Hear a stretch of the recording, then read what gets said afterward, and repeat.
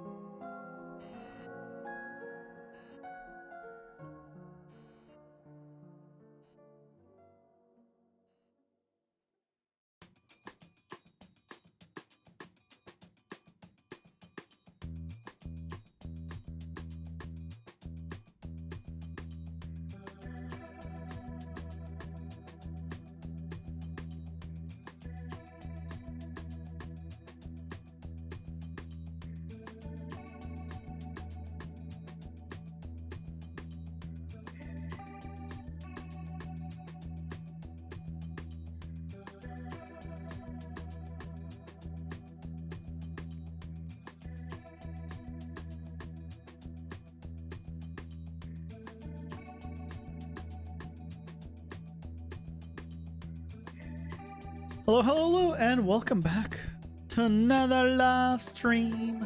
Hope you guys are doing well. Happy Monday.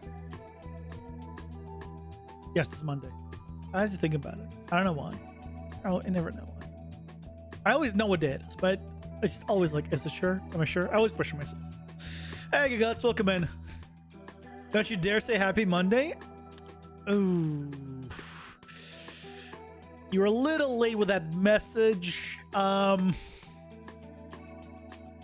I've said it twice because I read your message.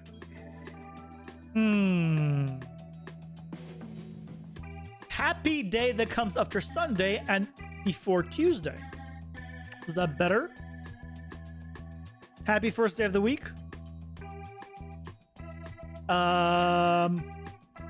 Happy, hopefully going back to work day. Happy yeah,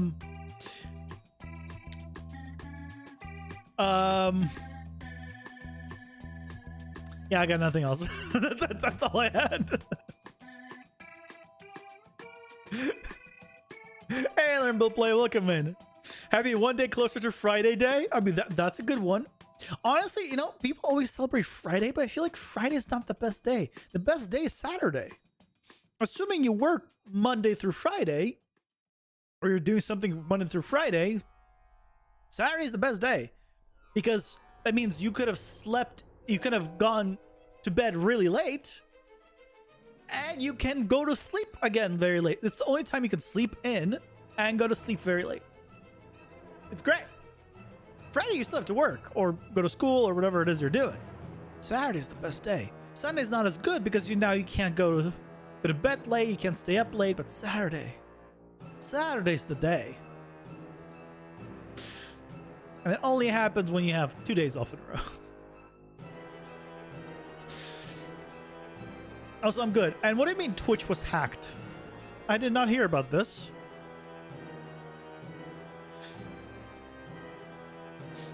I'm doing good, guts. Wait, what do you mean? How are you guys?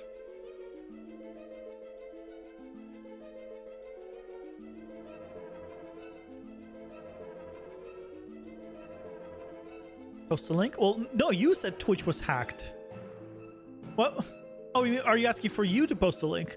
Links won't work on either Twitch or YouTube. So post it on Discord. Yeah, post it on Discord. Yeah, because links are disabled on both Twitch and YouTube. I don't know how to enable clips links on Twitch. I'd love to. But for some reason, like you can only, if you disable links, it just disables everything, including your own clips, which is unfortunate. But I have to keep clips disabled because people just come in here, right, and spam like bad links without me noticing, and then someone might click on it, and that's a whole thing. Every day Saturday when you're unemployed, yes and no. It's true, you can go to sleep at any time and you can wake up at any time, but you shouldn't. You shouldn't. Put in general chat. Let's see.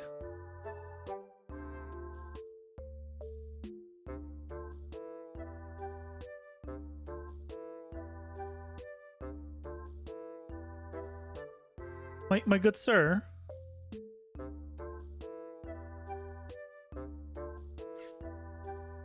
I'm just gonna.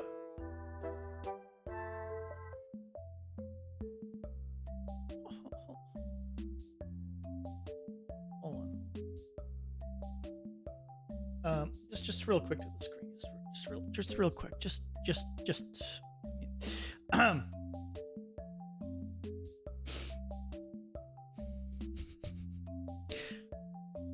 If anyone missed it, I mean, here it is again.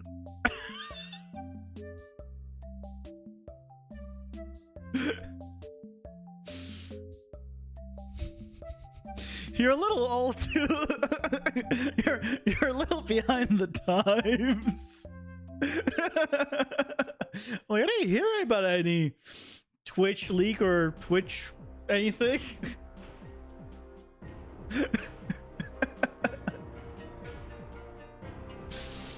Yeah, that was at 21. Did not see that. Just got the notification today. WTF. I don't know what I don't know. No Twitch leaks or hacks as far as I know. I quick Google searched and I didn't see anything. And yeah, that article's from 21 if that date is correct. So that's good. It was back when the spreadsheet was the top earnings. I think so. That might have been it. Yeah. That might have been it. Because I do remember that. Yeah, that was the whole, like, that whole drama about that. People were like, oh my God, big streamers get paid? What? It's not like their subscription numbers were public. So you should have been able to do the simple math. So why were people surprised? I don't know. I don't know why that number was like, oh my God, I can't believe you earned. What's their sub number? Oh yeah, I saw that number. Oh yeah, mathematically times with 70% of that times 5. Yeah, that checks out. Yeah, what a surprise.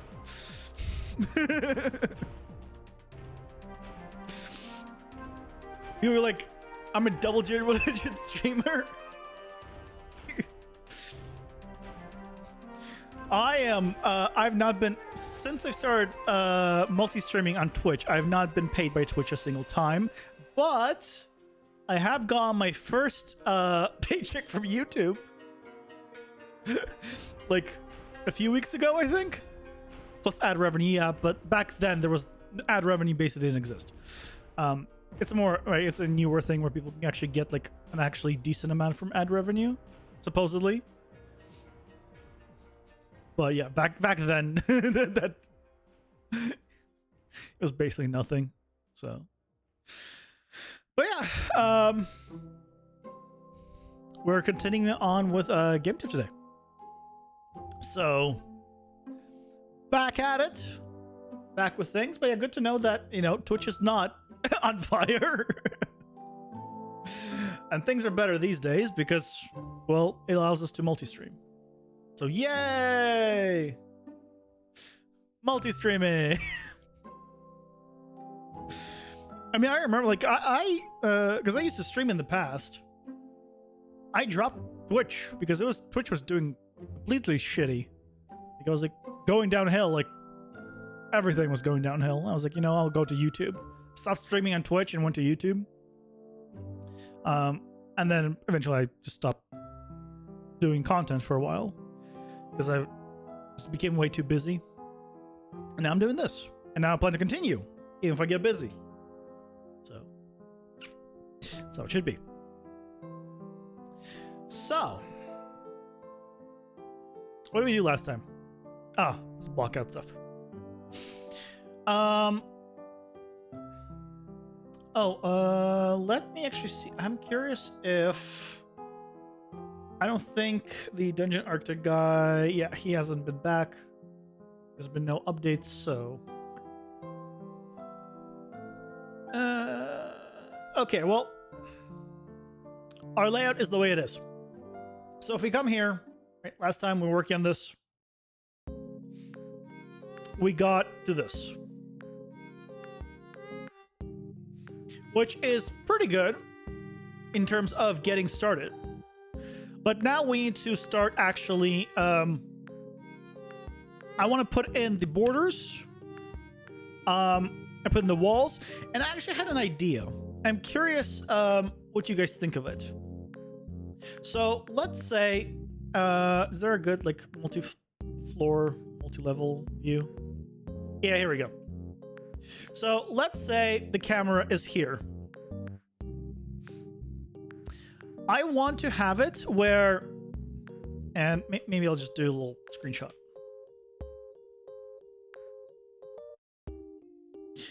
For demonstration. And this is just a thought.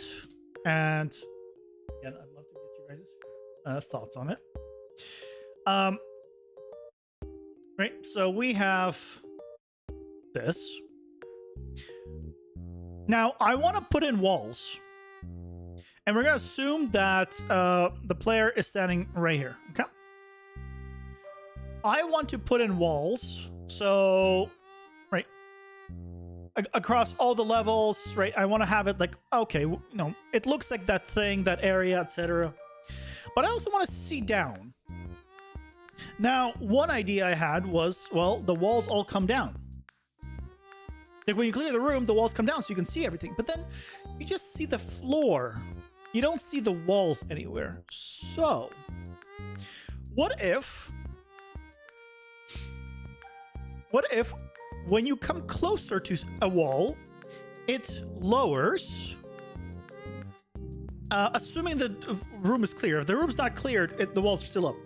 But assuming the wall's clear, you come closer, the walls go down, and then based on your view, like everything in, let's say, in this area, will have their walls lowered, but then everything like around here, like on the side, would still all have their walls raised. So it'd be like a camera-based thing. So not everything will have the walls lowered. So I think that could be cool. And that also means that the walls would need to be like almost like modular pieces. I mean, they would be anyway, most likely when it's being built. But if we have them as like little modular pieces, the way I'm imagining it is... Oh, dear God. The way I'm imagining it is, right, assuming the person's here, the walls will be flat and then maybe go up until they reach the proper height. Right? And then down below, it'll also, again, be from here onwards, this whole area will be lowered and this area will be raised, so you still see like the cool walls and stuff of the rooms. And obviously as you move around, it'll adjust, so it'll be dynamic. It might be expensive to do it that way, but as a thought, so instead of everything, all the walls all coming down, probably hard to grasp just, without actually testing it, but I'm curious from the description if that seems like it'd be a good idea or worth trying out, or it's like, oh no, absolutely terrible. Might be cool, but I need to see it more. Okay, fair enough. Yeah, that's what I figured. But as long as it's not like, oh yeah, that sounds absolutely terrible right from the get-go, then we're good. Then we're moving along and we're testing it. Again, we could always go back to the previous one. Like, this is... Prototype is great because it's when you can prototype. It's when you can test things. This is like open field. Let's try 10 different things. See which one's better. But to accommodate that, let's go and start setting up the walls. So what we're gonna do is let's go to Digital Architect and actually just open one of these.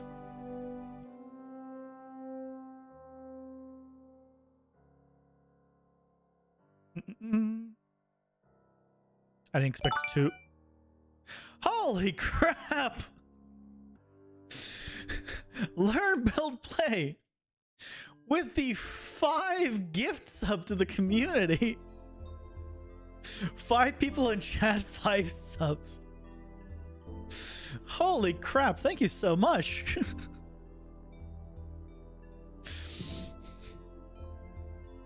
Really appreciate it. My goodness. Everyone must be subbed. Thank you. I appreciate it. It's the law. I like this law. I worry for you, but I like this law. I'm not gonna lie.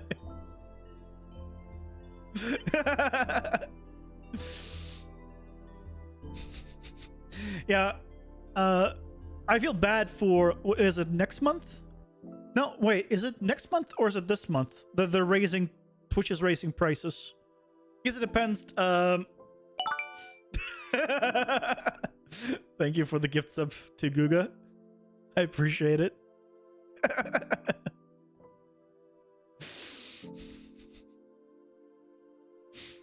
Yeah, I think, when is Twitch raising price? I think it's like next week. Wesley with a 5 gift bomb. What the hell? Guiga, Guga? No? Thank you so much, Wesley. You guys are insane. Thank you so much. I will comply with 5 people in chat and 5 subs requirements. You guys are crazy. Thank you so much. I think I pronounced it Guga at one point. You said that was correct. It's the law. Thank you guys so much. Where do you see Guga? Guiga. Guiga. Guiga? I mean, I pronounce it like Americanized. I pronounce it just Guga. I don't know. Guga Guto? A guitar guide. Okay, with American English you cannot use that because how it's where is, hold on, can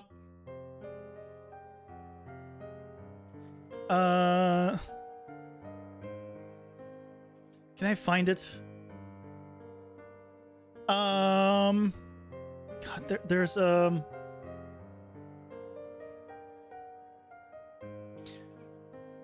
pronunciation.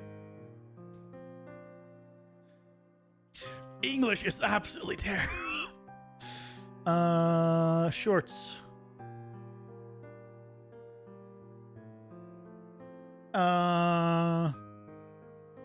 No, it's gonna.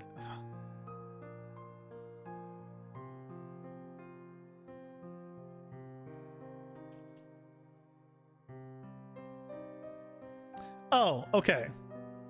So this is one from 11 months ago. This is a comedian.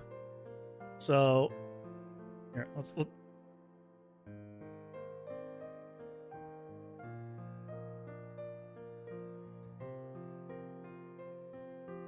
Get down, check it out. B-O-M-B, bomb. T-O-M-B, Tom, no, tomb.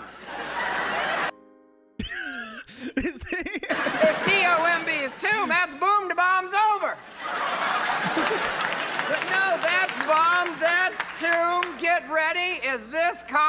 coom? No, that's comb. So the point is, you can't judge. You can't judge spelling based on the English language. It doesn't work. The English language basically said, screw you and how you want to learn it. We have no rules. Whatever, you know, we just learn it. I feel like it's like Japanese kanji. You just gotta learn it. It doesn't make any sense. The whole what is it? A after E except for C thing? No, there's like plenty of words that don't follow that. That's not true either. Most of our more advanced languages have like 6 like different O's, like accents. Yeah, we have rules, but we are not telling you them. The English has no rules. At least no rules that it follows. I want to know one rule that English language has that it actually follows. Like actually follows, not like sometimes follows, actually follows, because I know none. I don't know a single one of them that's being taught that we follow.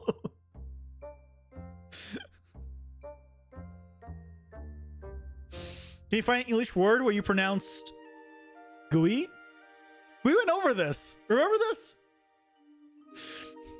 Remember how we went over the word gooey? And I did the whole, I can pronounce you gooiga. Is that what you want? GUI, gooey. I remember you. I remember you going after that. I before E. Yeah. Oh yeah. Where's the mug? I before E except for C. Mug. Hold on. Let me see if I can find it. There's a mug.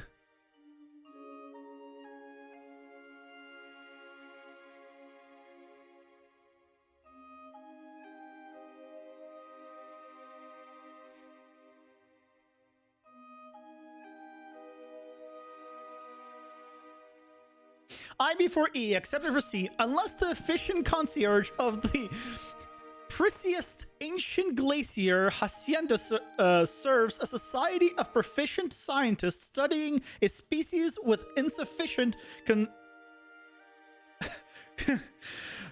consciences leading to racier piracies, lunacies. This is like exceptions everywhere. This is such a hard sentence to read. Because it's not like, it doesn't, your brain is like, I'm trying to make sense of it, and it's like, doesn't make sense. I mean, it makes sense, but, hey, Michael Jensen, welcome in. But like, this rule doesn't work.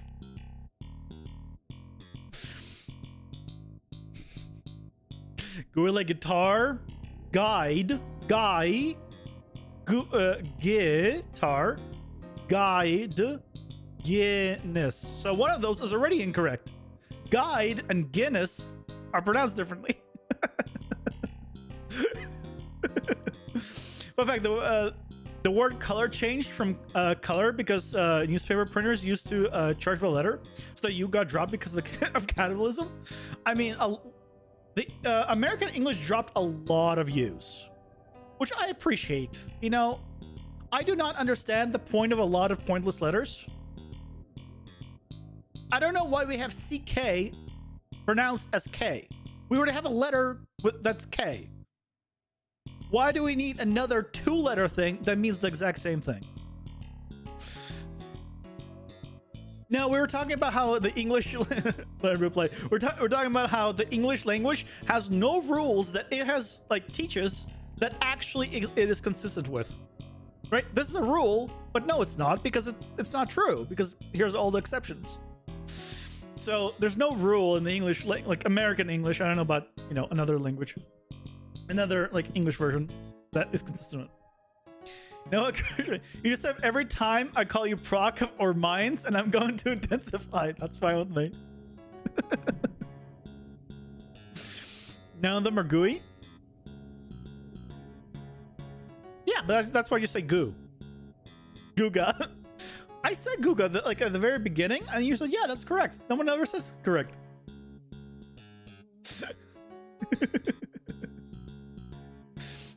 I was like, yeah, I got it right. And then now you're saying it's wrong.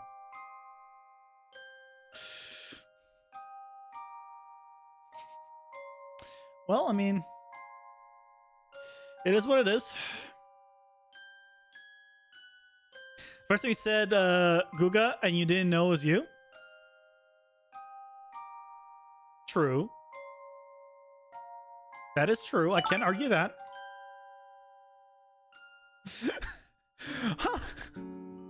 Holy crap. Without even a message.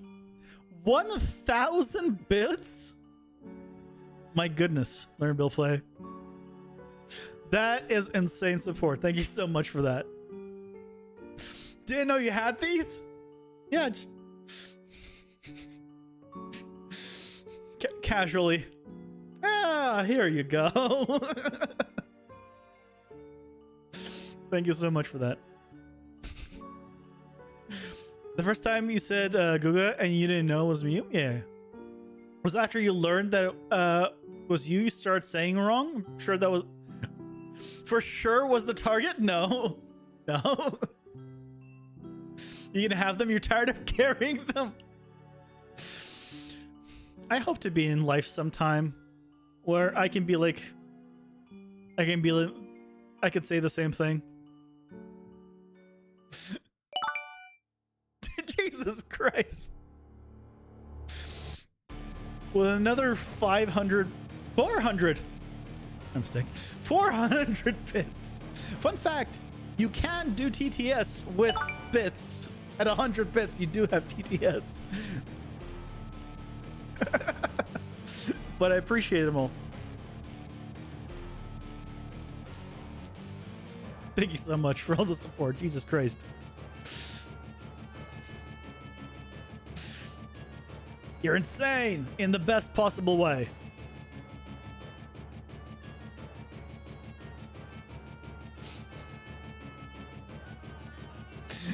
Happy Monday.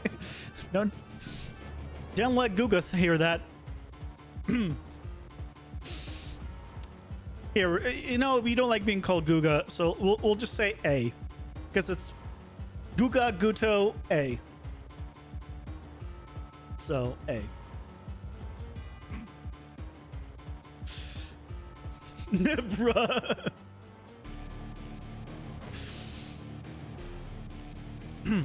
Yeah, I'm just...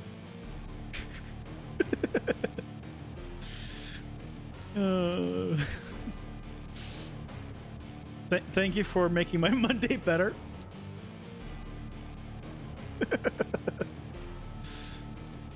I appreciate it. Is it divisible by 5? It is! Oh, hallelujah.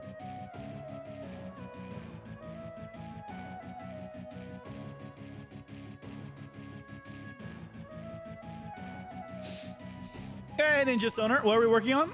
So I'm currently building in the walls to my levels. So this is just a block out. And the way it works is, let me just put these in and I'll show you. Is the plan is to put them in so we can limit the actual room locations. So right now, if I load up my previous map and I build the dungeon, I can show you. Okay. All the rooms are kind of divided with these walls, and it has like a bunch of props in them and stuff. I still haven't removed that from this version. But yeah, we're just putting in kind of the walls and making it a little more interesting. But the current testing level where we've changed up a bunch of stuff just is has a lot more interesting and much more verticality in terms of like layout, and it's also much larger, but it needs those walls to start coming in, and we're going to be doing some wall shenanigans to make them come up and down. I gotta move that over. So that way each room is going to be separated out. But yeah, if we play, let's see if I can get a location from high up. Yeah, there we go. Oh, love the depth. Depth's so good.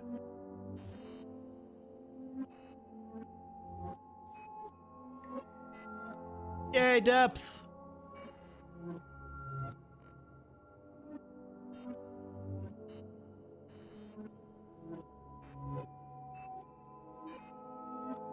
Looking good.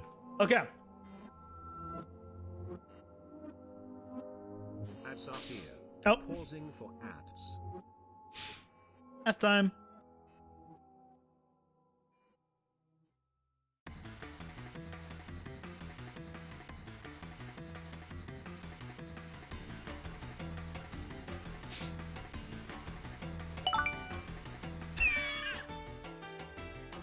Leslie with the 25 bits. Thank you guys so much.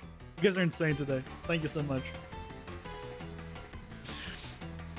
So today's drink of choice is, I mean, kind of relevant to yesterday. Yesterday we had some, toilet cleaner because I need to clean my toilet. I had some, left over.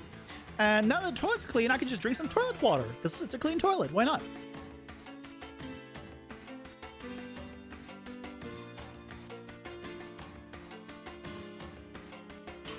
Toilet's good enough for people to spray on their faces and their necks, so it must be good enough to drink.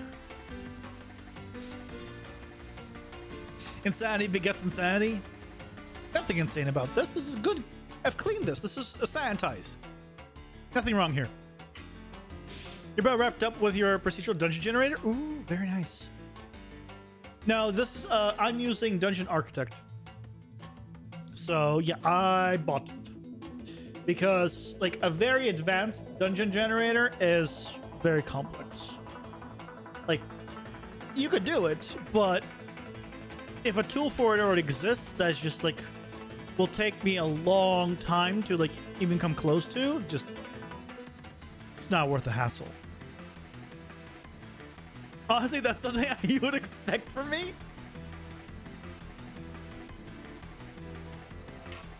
Drinking toilet water. Go check that one out. Yeah, it's really good. It has a lot of different functionality. Like I'm using it for just, I'm using Dungeon Architect to basically take pre-built rooms effectively and generate a layout. And you can specify how you want to generate. So like I create a main path and I create like a bunch of side paths. So right, if I generate it, right, you can have like it going in any which way. So it's really cool. You know, sell me on the marketplace. If something did it better, then definitely worth buying it.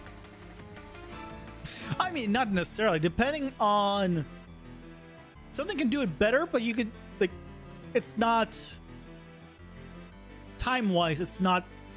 It might not be worth it to buy it. This one's like, I'm not making this. Have I watched the movie Idiocracy? Yes, water like out of the toilet. No, because I don't watch movies. Guys, I mean, I think I mentioned it before. I don't watch movies or TV shows. The only quote-unquote TV show I have watched in the past probably decade is something that I didn't even realize it was a TV show because I watched it on YouTube, which is Taskmaster, which is a British like comedy thing. That's it. That's all.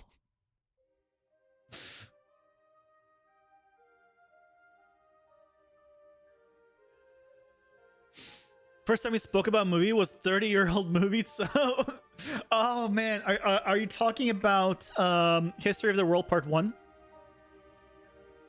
I think I mentioned that movie. History of the World Part 1 is so good. Which came out before I was born. Thank you very much.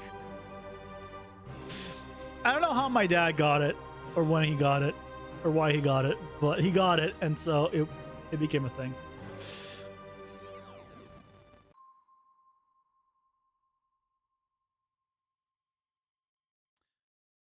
Oh, it's gonna keep. I wish there was a way for me to just say revert. I could just do this. I haven't made any changes, so whatever. Save.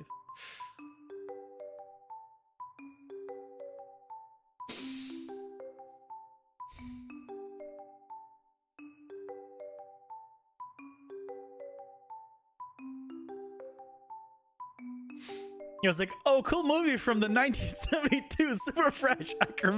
I mean, I do recommend it.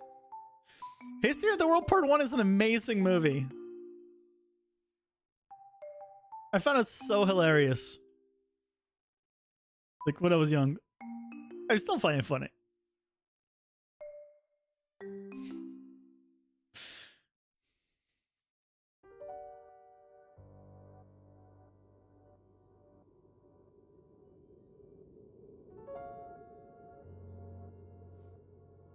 Again, would recommend. Look, I can't. Okay, to be fair, I can't really recommend you movies that are like modern or recent, right? Because I don't watch them. Wait.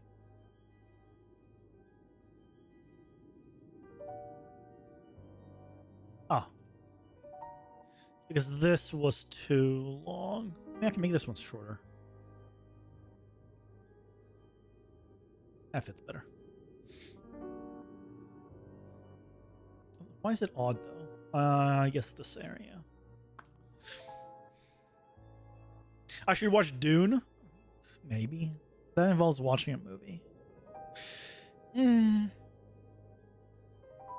can get past the Spanish Inquisition scene. Everything up from that was gold, but this that scene on just went downhill for you. I don't remember. Like, it's hard for me to remember like specific scenes. I remember that was part of it. It's good to be the king. I think that's how it came up. I just remembered the phrase, it's good to be the king. And then it went from there.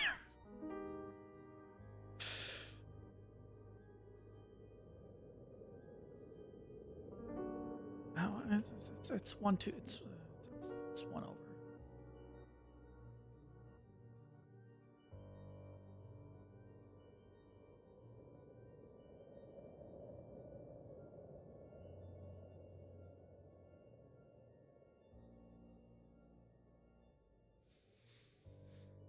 It's about halfway through. Ah.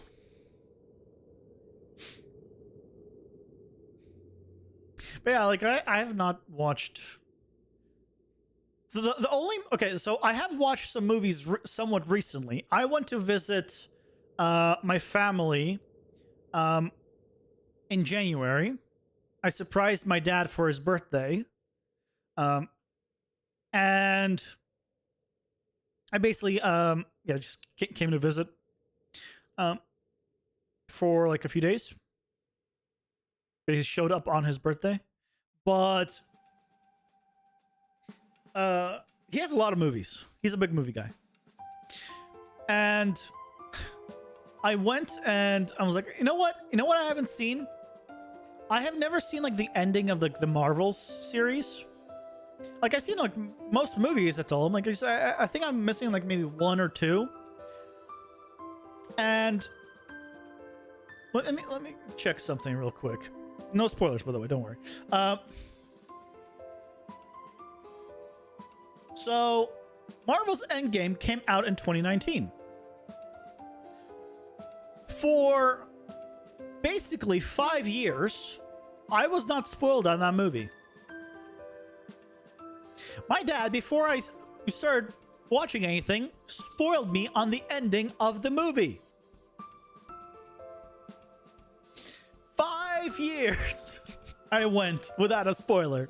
And my dad, before I watched the movie, spoiled it. He's like, oh, I didn't know you were so caught up. I didn't think you would ever finish it. So he's just...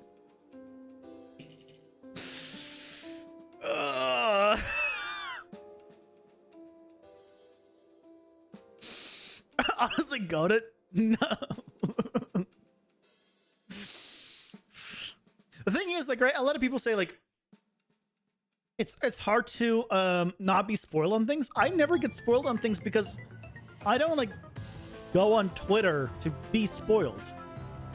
Like, I don't go on, like, I won't go, well, it's hypothetically, let's say a new Marvel movie comes out. Like, I won't be in the Marvel Reddit. Like, oh no, I hope I don't get spoiled. Like, why am I there? So I don't use, like, Twitter, so someone posting it will not, like, spoil me. So I was good. He did play the long game. He did.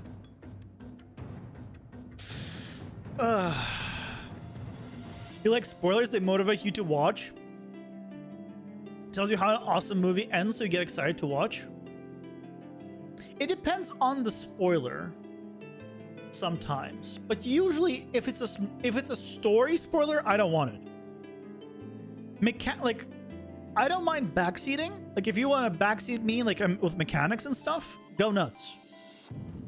Tell me, like, how to, like, some mechanics work and, you know, things do that.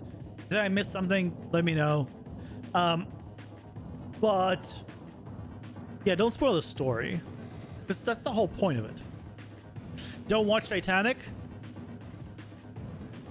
I think I've watched Titanic, and I say I think because I'm not 100%.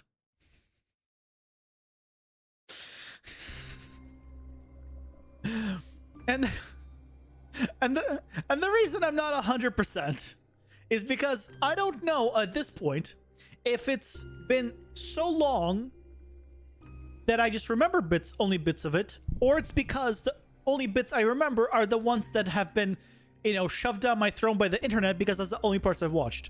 At this point, I don't know which is the truth. So, yeah. I don't know what is truth anymore.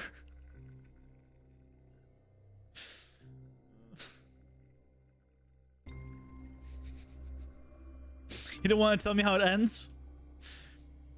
I know how it ends. It's been spoiled to me many times. Or I've watched it. Again. Couldn't tell you which.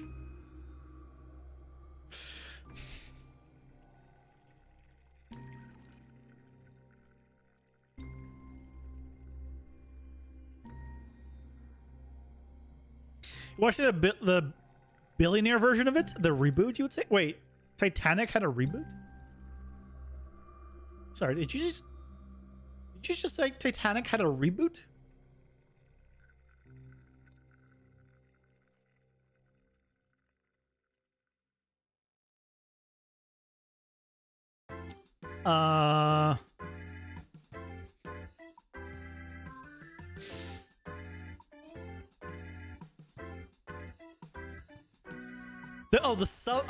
That. God. What a terrible joke. That's why I didn't understand it. So there was no reboot.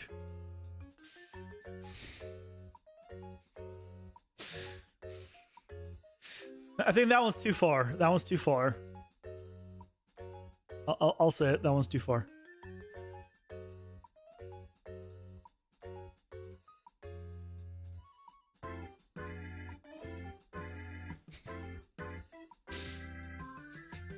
You know, I'm running inside.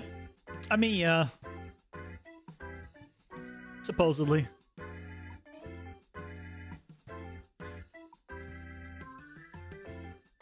Let's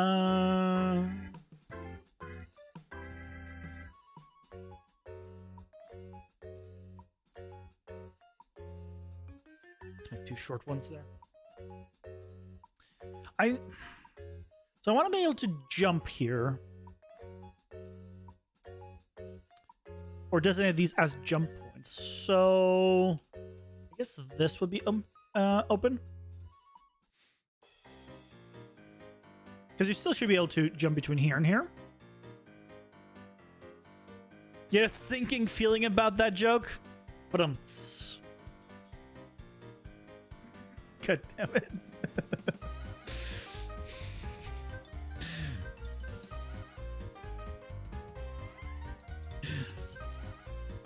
Well played. Well played.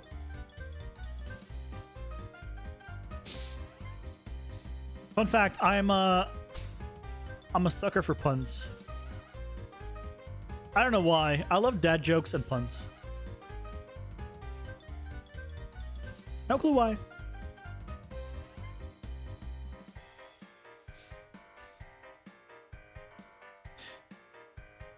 Actually,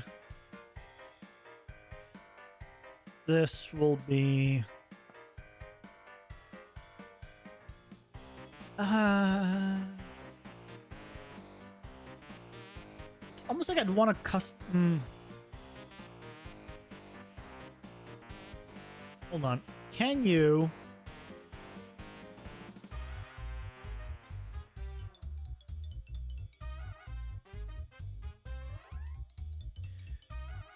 You can't scale world. Why can't you not scale world? I'd love to be able to scale just world. Skew it. I get why. But every other 3D program has the ability to scale world. I want ability to scale world. It's fine, you can handle the pressure.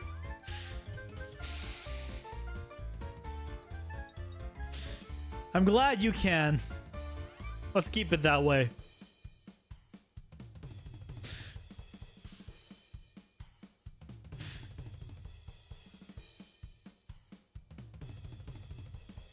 Guys.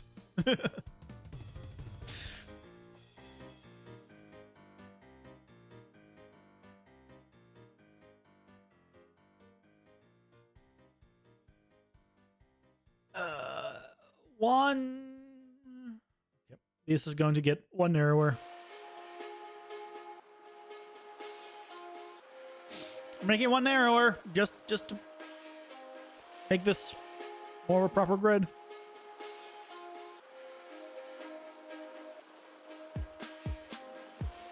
Let's do two small ones.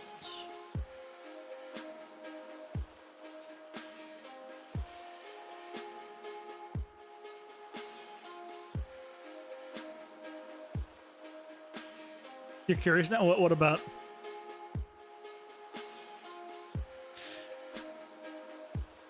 What are you curious about now? And I'm gonna regret asking that.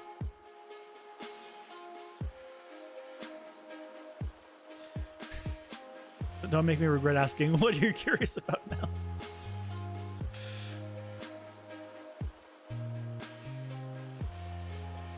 I don't watch movies or TV shows if it's not very invasive of your part. What do I like to do in my free time? Play games and watch. Well, a lot of you actually like a good amount of like YouTube and stuff. YouTube, Twitch, games, and anime. Basically. That's what I do in my free time. Oh.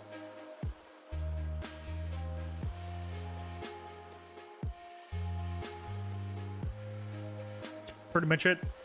Depending on how I'm feeling. There's like not really many good games that I'm playing like in my off time these days, just because I don't know, like I'm a big RPG guy, and like I played through Baldur's Gate 3 twice, and I'm like, cool, great game, loved it, but like there's no new RPGs, so I don't have like a big RPG to just sink my teeth into it right now. So it's much more of like YouTube and stuff. Gonna remove this for here.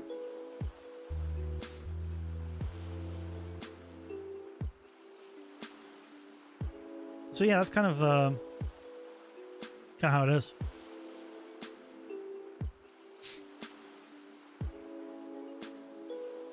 I don't know. Is that boring? It's probably boring. No reading or looking for tips to change your habits? No, I don't.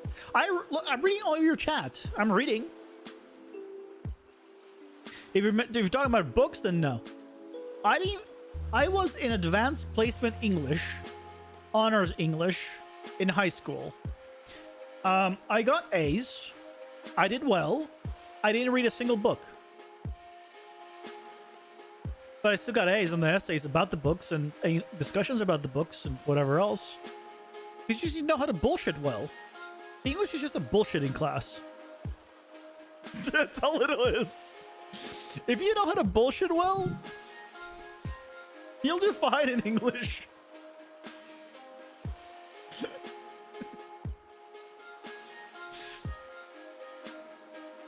So, yeah.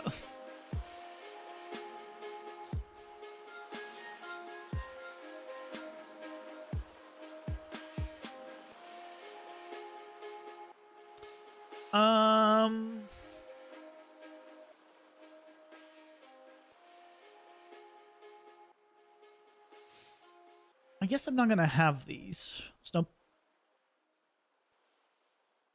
yeah, I'm not gonna have these.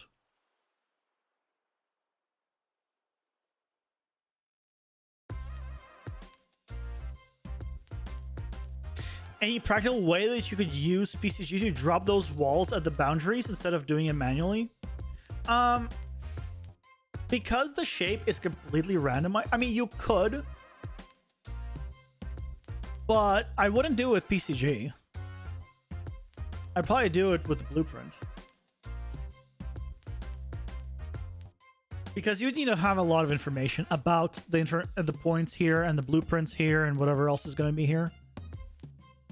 Because you can't just like, right, this is right now a ramp, but let's say it's stairs. Well, now it needs to know like what kind of thing it is, what kind of degrees it is. Is it like, does it have an angle? How do you know it has an angle? There's going to be like so many calculations that like, could I create something? Yes. Possibly. Because this thing right is always the same size, this bounding volume, and based on the number of chunks here, I know the size of this and everything. And like I could, for example, check on the boundary, does it hit something? If it does, put a wall there. But there are some rooms where I can't do that at all because they have multiple levels. Especially like this floor. This has like overlapping things. So in the end, this will be replaced with not the same thing. It will be like all varied objects. And what it'll probably be is, instead of an object I place manually, it'll be like a blueprint or something that randomizes what it is. Let's say it's a bookshelves. That randomizes the books and the bookshelves. So I don't have to place like unique one every time. I just place one and copy it around and then it does it for me. Like that's what would be the compromise where I would do. I wouldn't go like, yeah, completely into it. Now, something you got to figure out is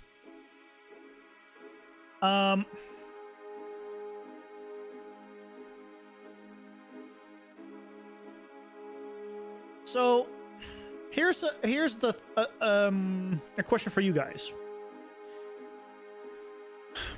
We have this level, right? If I play from here, right, cool. So I can go between these levels. I can go up top. I can go here, right? And I can make it down. Great. The question is, what do we do when you jump out? When you jump out of the area? Now, you're supposed to be locked in this level. I want to make it that you die if you jump out of the level. Okay? But that would mean that to do that, you would need to like, I'd want to have like a visual thing. So one thing that could be done is when the room spawns, right? When it loads in and whatever it is, you get let's say a plane.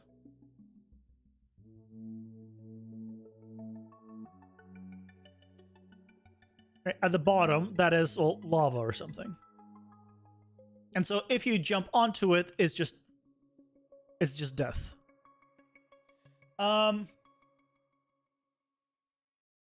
It could be where if you jump on top of it, you just start taking damage and you can jump back over it if you can.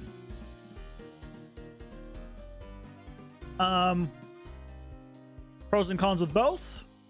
Obviously, pro is mobs can die instantly. You can push mobs off and they'll die. Con is you would too. Or we can make it so mobs always die. You just take severe damage. And maybe are slowed. Or it's like hard to get out of. I don't know. Like you catch on fire and you take damage. But we can't have the player, right, just fall out of here and into the other map effectively. Now this works here, but it might not work in every place, but I think it should work in all maps. So there is like a bottom level where if you're here fighting, you're just taking damage. It makes sense that you could get out of some areas, but others.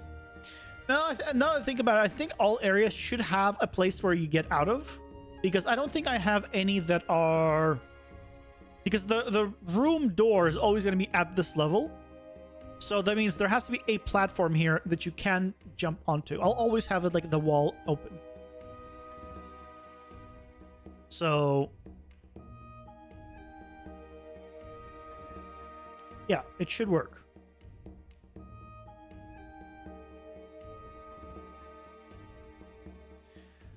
And we could spawn it based on the information of this. Theoretically. Now, the other thing is, actually, I'm gonna leave that in just for vision, just to see it better. We still gotta lock the person in. So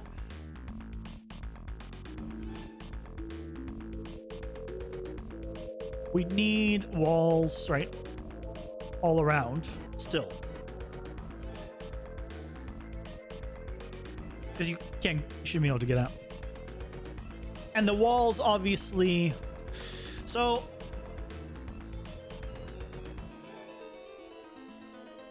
when the doors are when you're locked in here,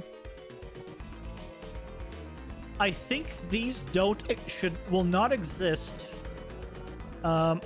Basically, when you're just looking at the level and it's unlocked, but when you go in, doors are locked. They'll just go all the way up full height of the level to lock you in to make sure you don't get out, and you'll be able to see through them. Better than this. We'll adjust it so you can actually like fully see through things. We'll change the entire system. So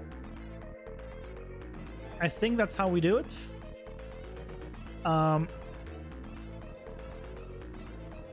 How we configure that's gonna be difficult, right? And what I'm thinking, what I'm imagining in my head right now is, let's say this is the object. Let's say it needs to come up to only here, right? Because that's otherwise it'll hit the actual platform, or you don't want it, and this already has its own walls, etc. Let's say you only want to come here. Then the blueprint that controls it, or whatever system we end up doing, maybe that is an external blueprint and then just gathers like everything by tag, you know, whatever else. The way we're gonna possibly do it is it then either moves down or scales down. So it's not like it scales up to meet the placement. It scales down or moves down. Probably moves. And if we're making it a moving thing, we'll also need to set it up where the visibility of something can be is masked based on where the pixels are compared to the pivot point. Or the object, effectively. So if it is above... No, sorry, not the pivot point. It would need to be the original position.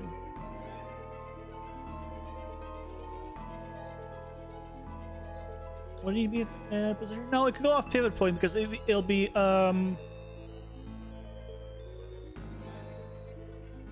Yeah, it'll be the position because it needs to record the original position, and then if it's gone down, then anything that's gone down needs to cut off because it's below that height. So it'll be like, I think, a more complicated thing. But I kind of like just the idea of like them all coming up and coming down, and I don't want to scale them. Because if you imagine like a bookshelf scaling, right, it's not gonna look good. And I keep using bookshelves for an example. I don't know why.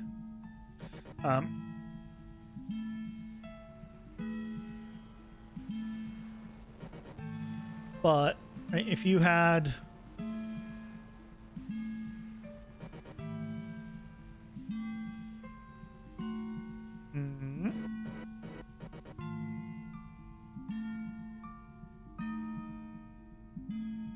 right, you have this.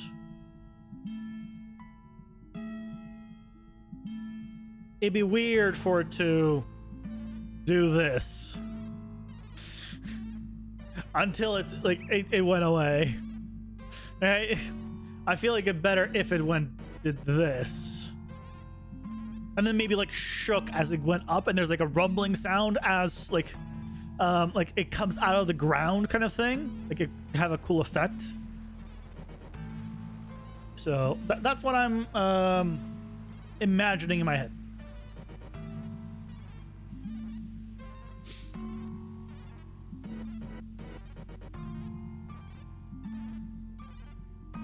But we'll wait to put these in till later. Same thing with this. I won't put you in yet. We'll put it in later. Okay.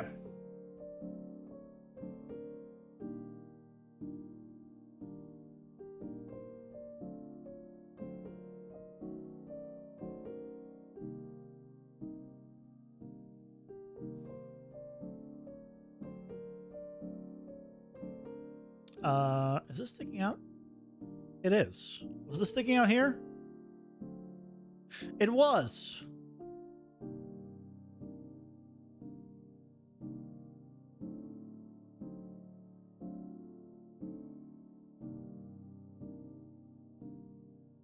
Do you guys remember when it was Control Alt to like do the drag select? I think it's still Control Alt in the perspective view. Yeah, it's still Control Alt in the perspective view, but I always get it whenever I'm in this view. I always still hold Control Alt to do a selection, but you don't need to do a selection. In fact, when you do Control Alt, it basically deselects. It's backwards. I always get those like. I always do that. I don't know about you guys.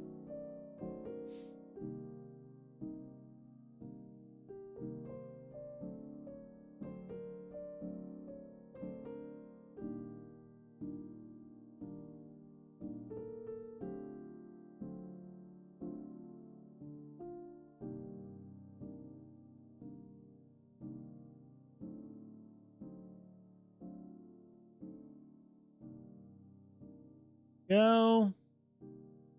Some of these are gonna be, but we're not gonna do all of them.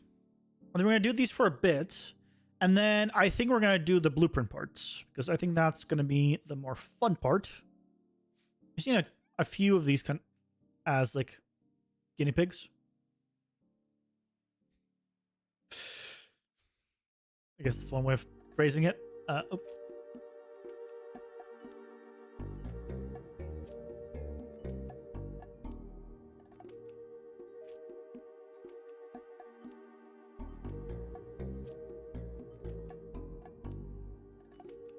That's fine. Actually.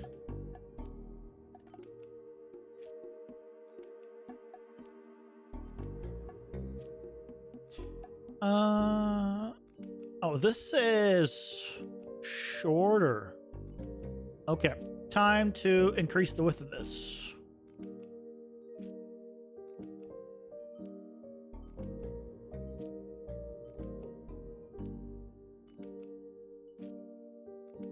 There we go. Problem solved. It was meant to be like a corner, so it's fine.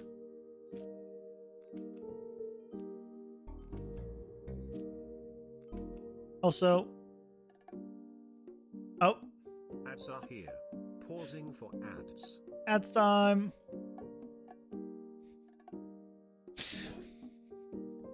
And drink some more toilet water, right?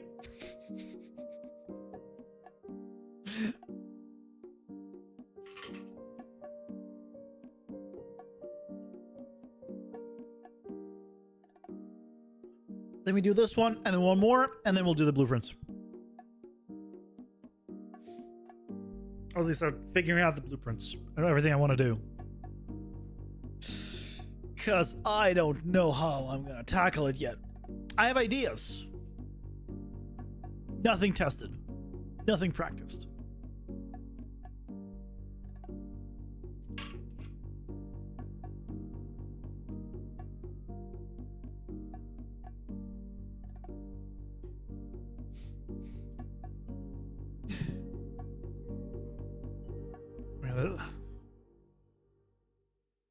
Okay.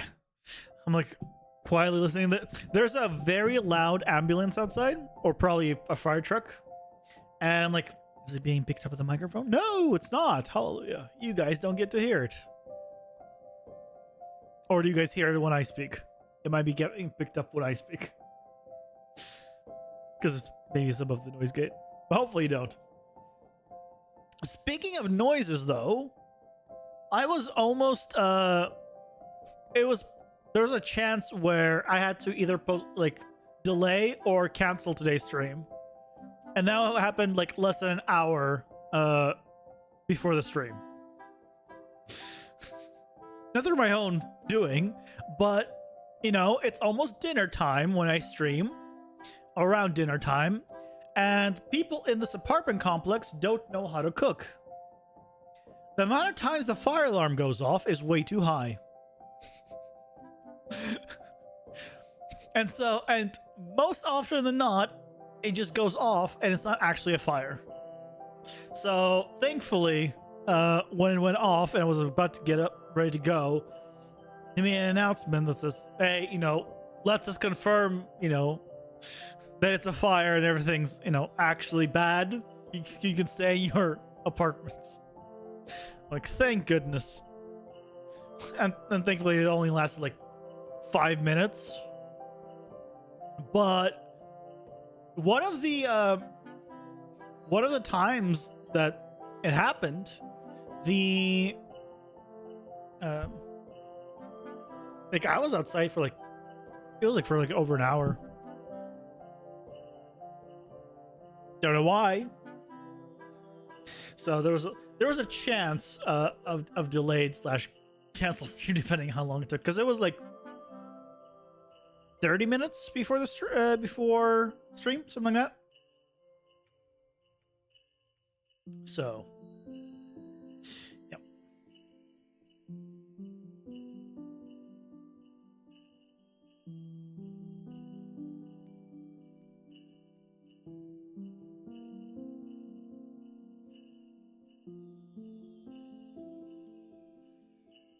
Okay. So this is the other one, and then we do braids.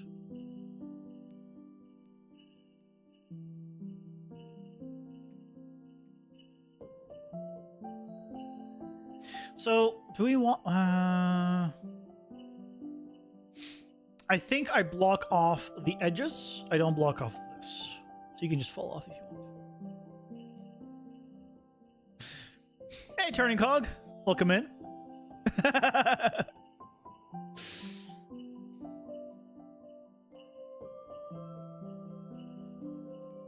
Yeah, learn, build, play, and Wesley dropped a lot of subs. You crazy awesome people. This is the highest sub points I've had since I started streaming this. Thanks to you guys. Thanks again.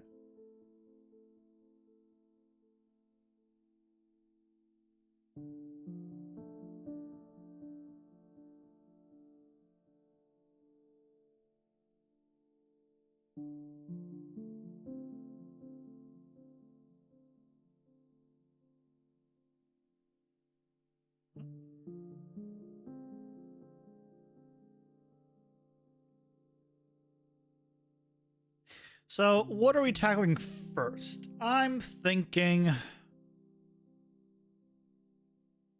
think I make this narrower to make my life easier.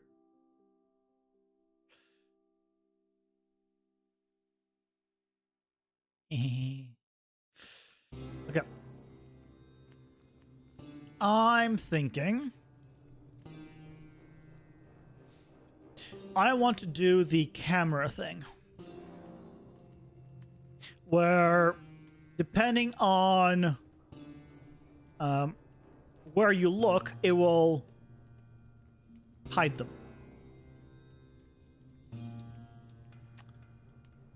Like, it'll hide the pieces.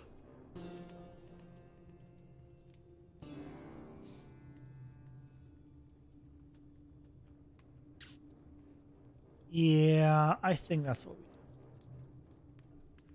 So when we're looking this way, it'll hide them, but it'll only hide them in an area. Now, we can hide them. We want to hide them by moving them down. And we also want to hide them based on, or move them down based on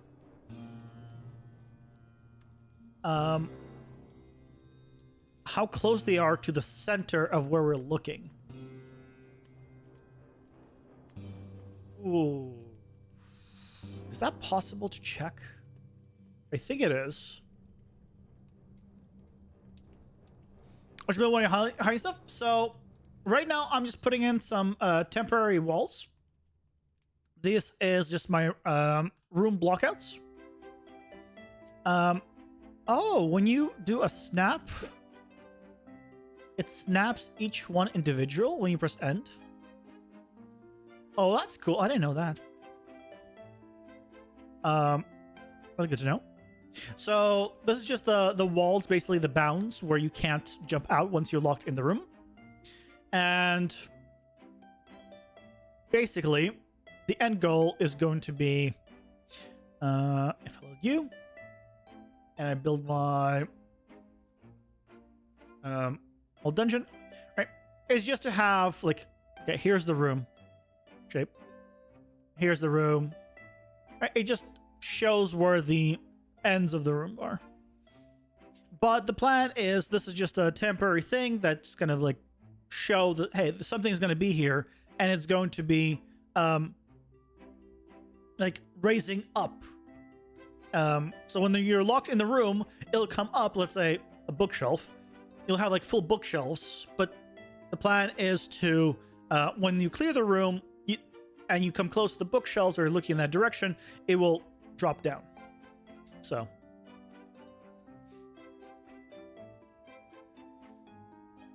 also, I've not seen that emote before, the haha reindeer emote. It didn't look like small. It doesn't look like a reindeer. I'm like, is that a pig with just really long ears? When I hover over it, I'm like, oh, I see the little tiny microscopic red nose and little antlers.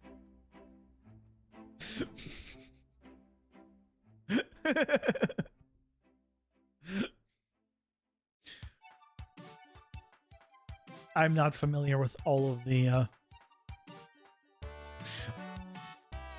Emily's worm giggle. Wait, are these default Twitch emotes? Emily's worm giggle and the heart, because it doesn't, like, when I hover over it doesn't say channel. So is these just global Twitch emotes that I've never seen before? just watched my tutorials today. Thank you for the dynamic materials. Absolutely. Man, it's been a while since I've done those, but I'm glad it helped. It was a holiday unlock. Ah, yours is from another channel. That's interesting because when I hover over yours, it says Emily's Worm Giggle, but it doesn't say the channel, which is, I feel like when you hover over, you hover over mine, I guess it doesn't say it. Does it? Oh, okay. When you click it, it says the channel. Did it? Yeah, and same thing for the it tells where it came from when you click on it for the haha rain read. I thought in the past when you hovered over it, it always told you, but maybe maybe they changed it, or maybe I am hallucinating from all the toilet water I've been drinking. Hey, Vinny, welcome in. How's it going? Are we doing well?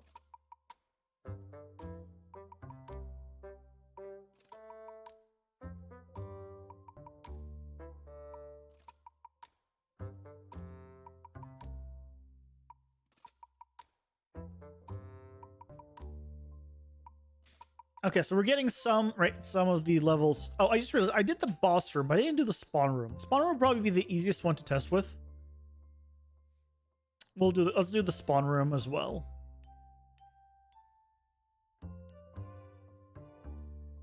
They changed a bunch of stuff. Yeah. Good, just chilling. Glad to hear it. Enjoy the chilling. Chilling sounds nice.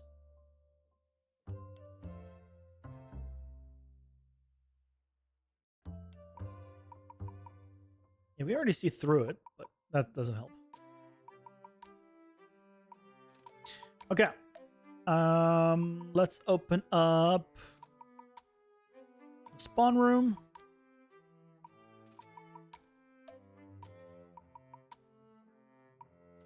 This will be a quick one because it's just a big square. But then we can start testing our blueprints. Or creating the blueprints and then seeing if they work, if the idea even works. Fingers crossed, fingers crossed.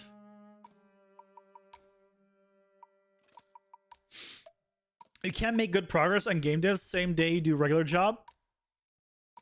Yeah, I get it. Like when you're done with your job, especially depending on what it is, you're like, if you're tired, it's like, last thing you want to do is like more work. What has helped me genuinely is streaming it. It comes with a risk, of course, but I started streaming my game dev to motivate me to work on it every day. And it's done a fantastic job with that. Because you're like, oh, you know, it's not like, I'm not feeling like working on it today. It's like, no, I'm streaming today. Gotta do it. So but it doesn't feel like a job or work because I'm working on something I want to do. If I didn't want to work on blockout and like level stuff right now, I could just go and work on like character stuff or power-ups or whatever else, right? I have like so many other options. So I never feel like pressured. I'm the danger. I am back. Welcome back. Welcome back, Guto. Is that better if I say Guto?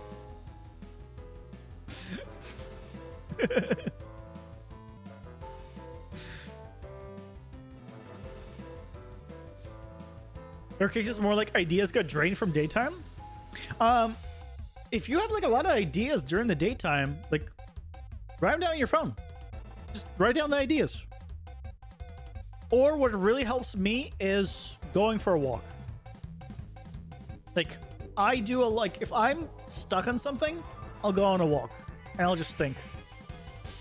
Like I won't try anything, I won't test anything because I'm walking. I can't test Unreal. But just walking and just thinking through things does such a great job. You were doing uni work, what do you miss?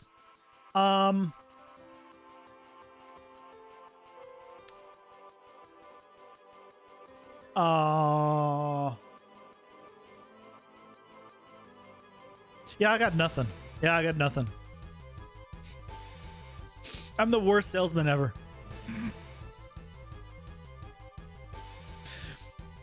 You keep trying to take a break from the engine to play games, and your brain makes me feel bad for not working on your scuffed game.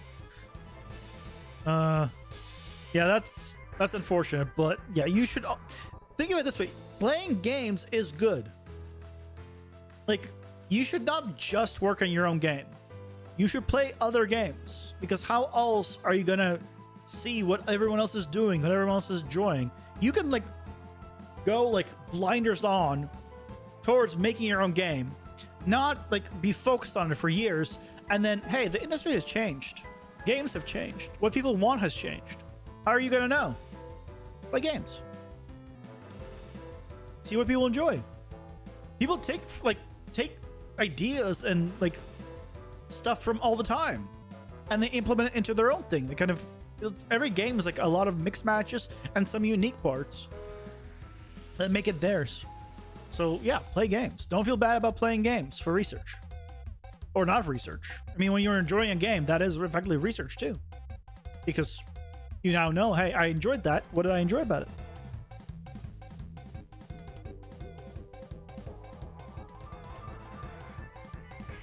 You'll just want petable dogs and fishing minigames regardless of the story we try to tell. I mean, look, I'm not gonna, I can tell you the secret to the perfect game.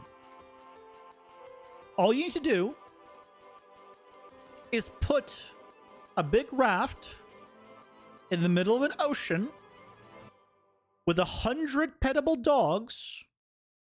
They're all different breeds and adorable. Each one has a nice little different petting thing. And then a fishing game. The dogs don't have to do anything. They just need to be petted. And then you play fishing. You'll sell like hotcakes.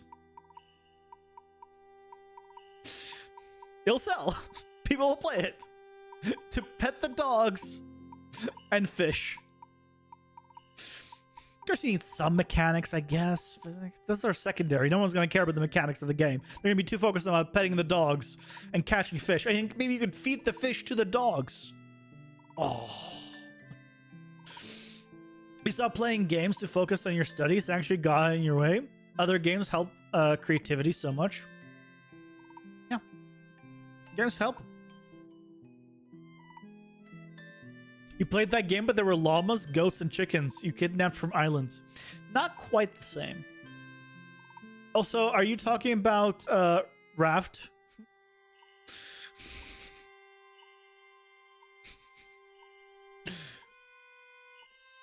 I think it was called, yeah. Not quite the same. That was a good idea.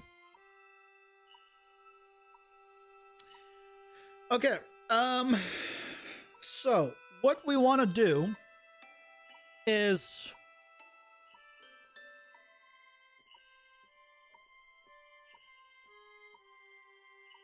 when you do a line or a sphere trace, can you tell where the center of that? Oh, no, you could.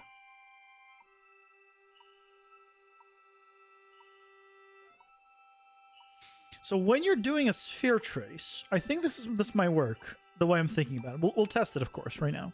So let's say these are like the pieces of the wall, right? And let's say I'm doing a sphere trace. So it's just gonna be this, right? There's a sphere. Right?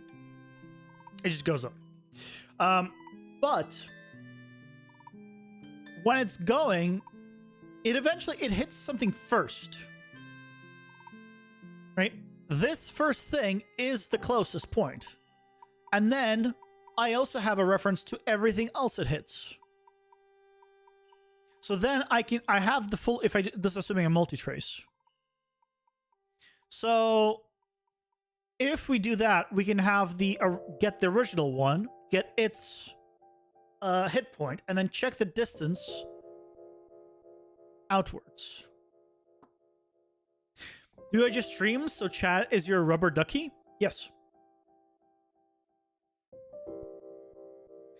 in a sense. Sometimes I use like, yeah, like I ask chat for like input all the time because I'm not gonna be making it for myself. I'm not making the game for myself. I can think this is like awesome and fun, and you guys can be like, no, that's garbage. Well, if you guys think it's garbage, then probably some other places think it's garbage too. He streams because he needs us to fix the game? No. I think that's wrong, Guto. I don't stream so you guys can fix the game. I stream so you guys can make the game. Let's get that straight, okay?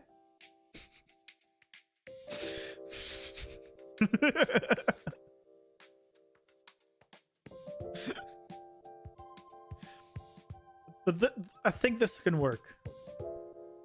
Let's see if it can work.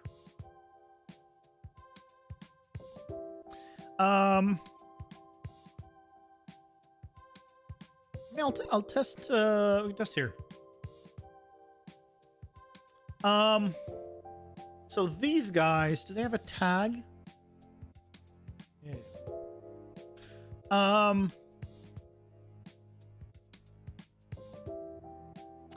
No, but do they have a... I need to do a collision type. A new collision type.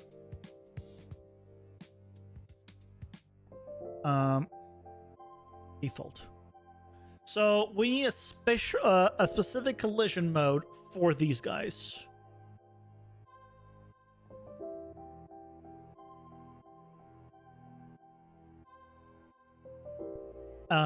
Collision, object channel,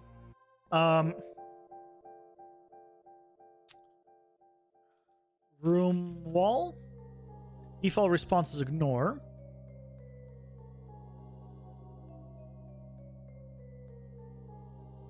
And then presets, new, room wall, collision enabled, room wall,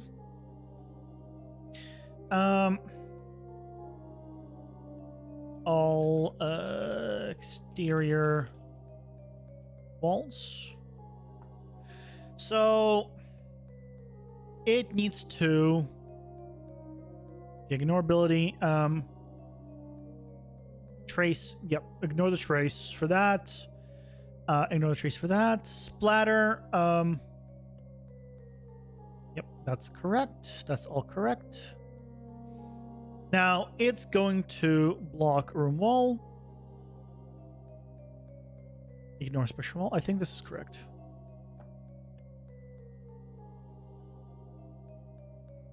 Okay.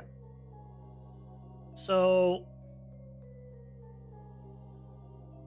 on all of these, set it to be room wall. So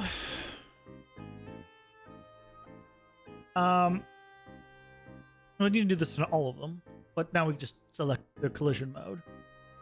Okay. So, right. Did I get the collision wrong? Pawn is set to collision. Collision enabled.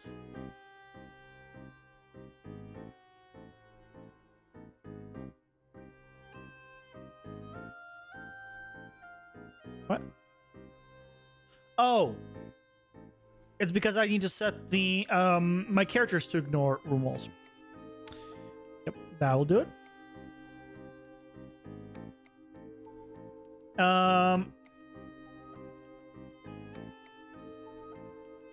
Collision. Lock. This is set to be a room wall. I can keep it on static mesh. Or object type static mesh. But let's do this. We'll find romanceable NPCs in these procedural dungeons. I'm not gonna say no.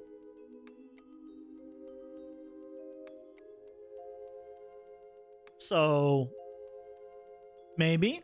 Look, I'm planning to have mimics Maybe one of them you can romance.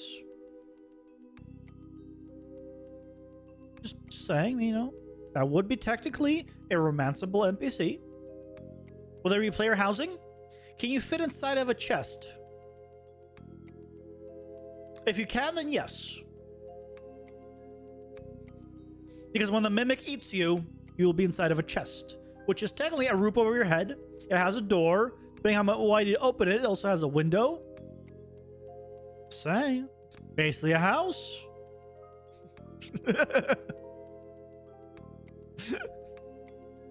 This is a single player game, by the way.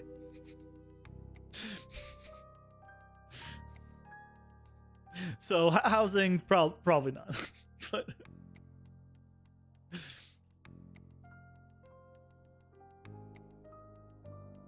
wait, what?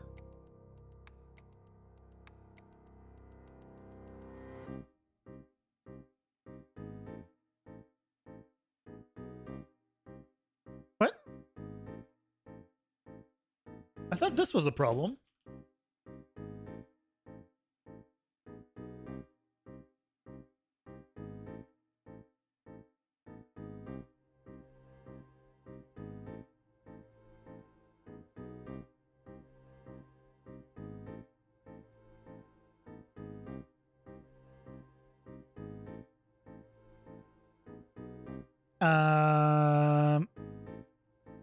Oh wait. Oh, this is the sprite. I'm like, hold on a second. Why does it says no collision? This is the right one. There we go.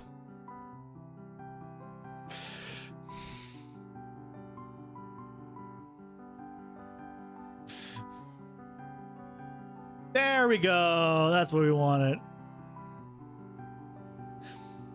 How long have I been working with the engine? Unreal 5 specifically, or in general? My first one was UDK, but I didn't do too much in UDK. Unreal 4 is like when I started like learning stuff. It was Unreal 4. Like I was in college when Unreal 4 came out. So yeah.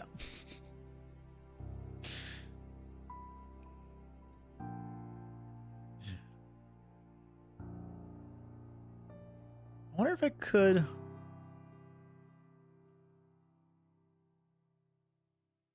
Could I show you? I think I could show you guys. Yeah. Hold on.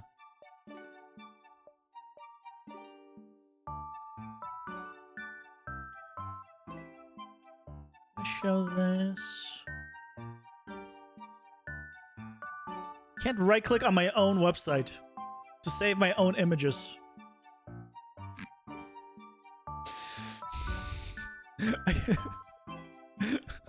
No, I can't right click and just save my own images. God damn it.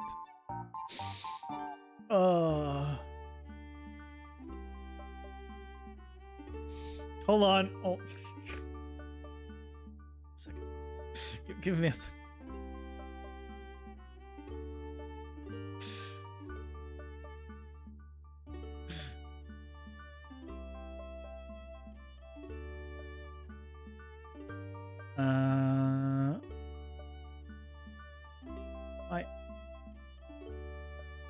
I'll take a screenshot of this. Sure.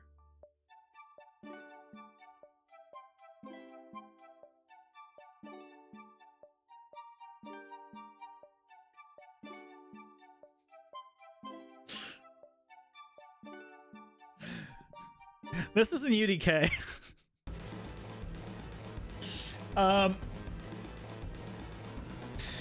This was done in UDK. Basically, this is Roppongi Avenue in Japan. And I was like, I want to do like, I just want to do like a street, and I think it's, I'm gonna find the actual like image. Yeah, I think this was... Is it?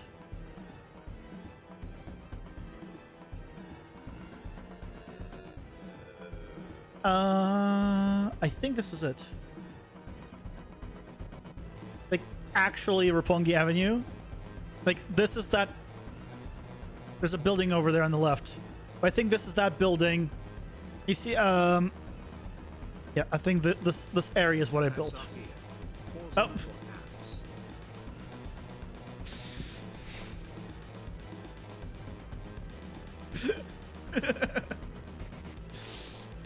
But yeah, like, this was UDK.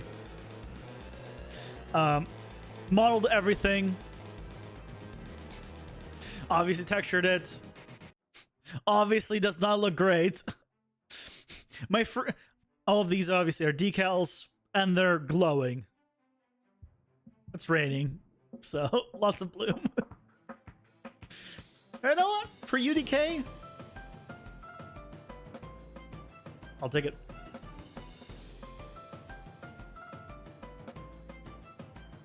Despite me making it in a very shitty way, by the way, it was performant. It was performant. So...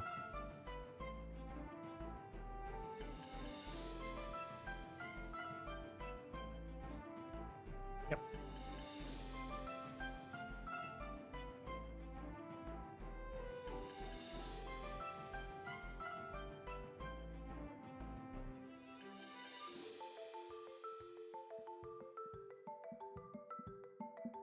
Did I not scroll on my own site? No, I can't. Not when I make it smaller. You gotta go back to Maya now and do your thingy. Okay, enjoy.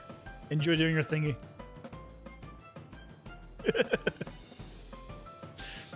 But yeah, that was my first...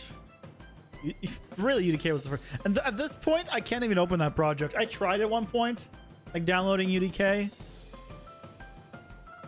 Work.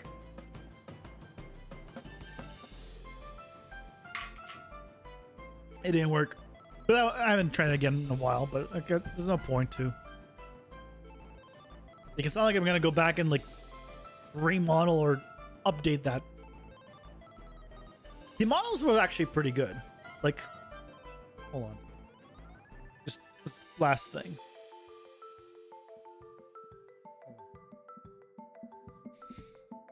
I think the models were actually like decent.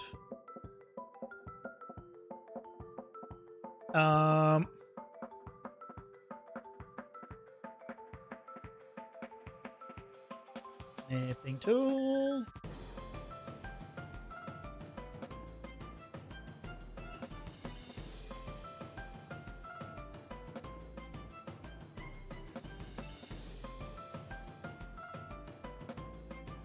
Like, that was my modeling. Which, again, considering it's UDK days, I think this is not bad.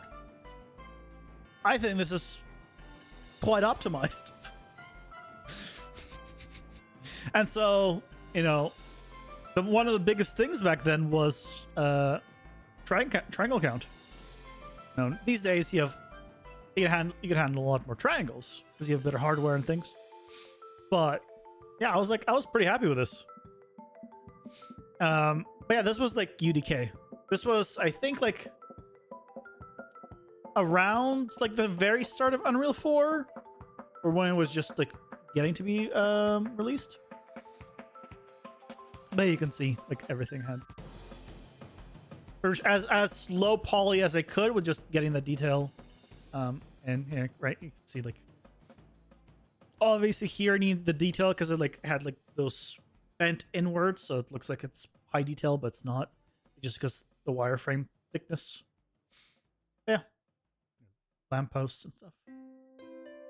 Yeah, hardware surface modeling was my favorite thing.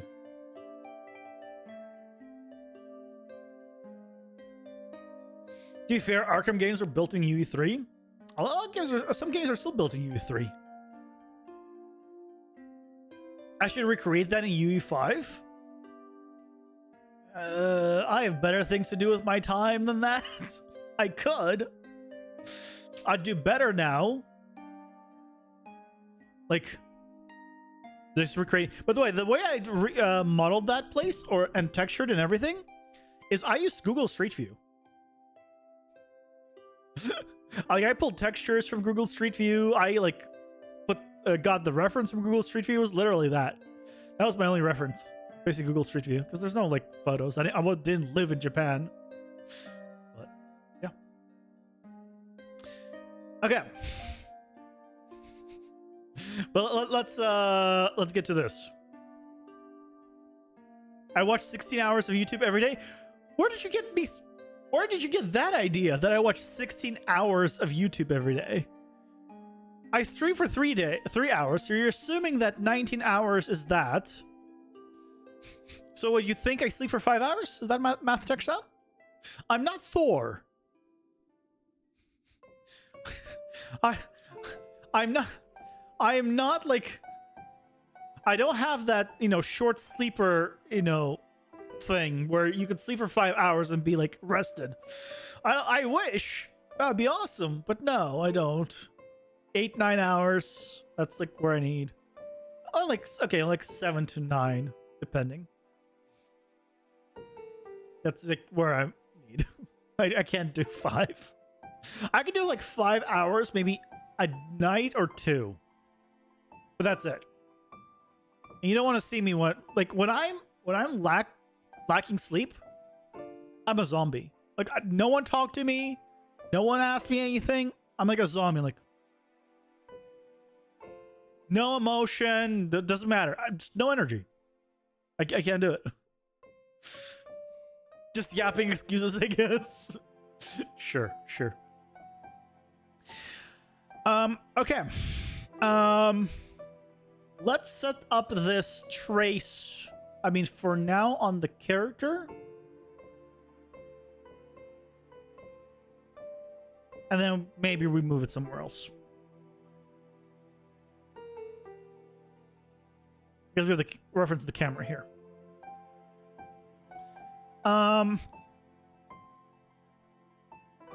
Where's the vent tick?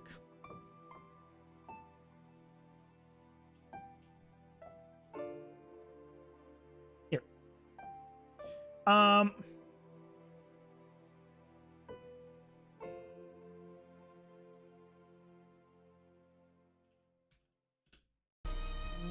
Testing.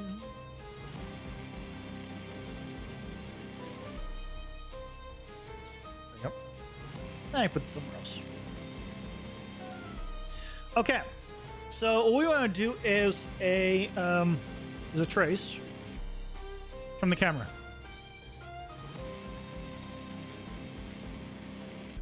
Well,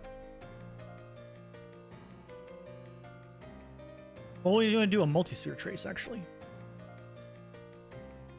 Multi-sphere trace for objects. We could have made it, instead of this, we should have made it a trace channel.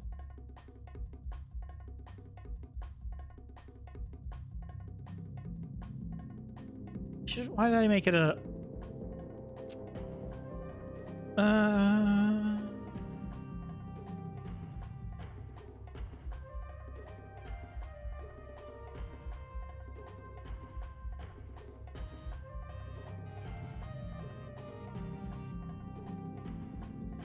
Ignore by default.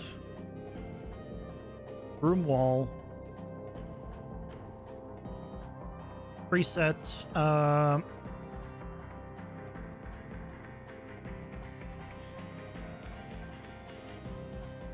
Oh, did my room wall also disappear here? What are these? This is your custom project. Oh.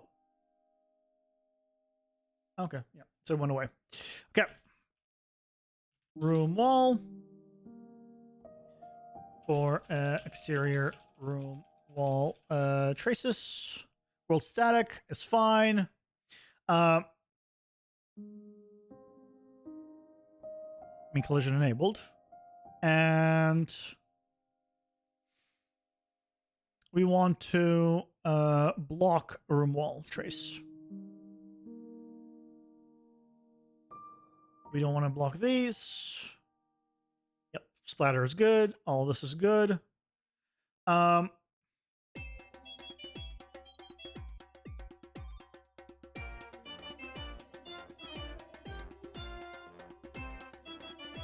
Yep.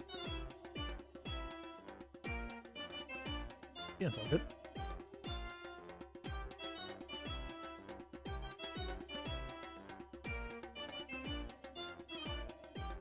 Wait.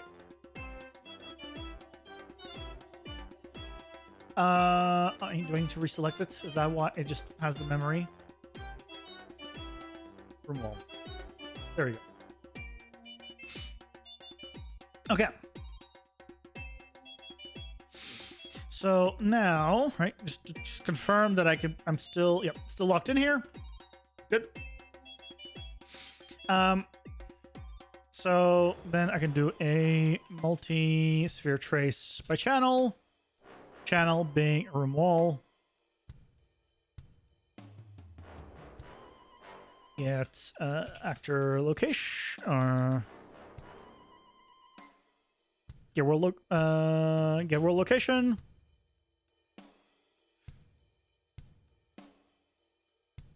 Get forward vector.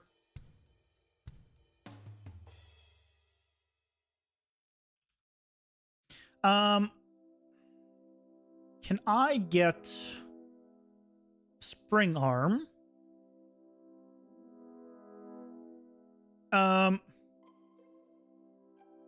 Get target arm length. And then I can just add something to it. As float, please. It'll be just a little bit longer than, in case we change the arm length, will just dynamically update. Okay, radius 100.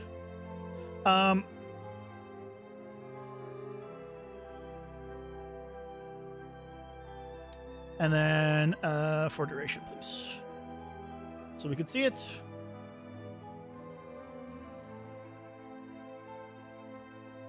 So yes, it is working. Couple of things we want to do is we want to offset it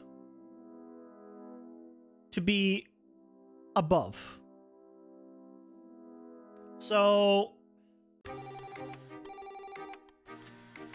we want to get the forward vector, right? We want to do all of this, but we also want to raise it up.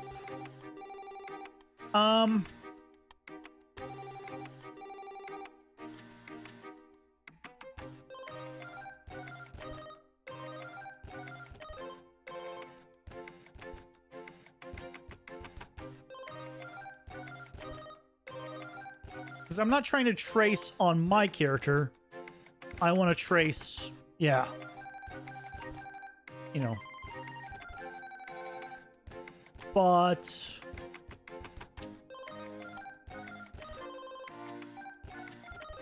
let's make the radius significantly bigger. 500. 200.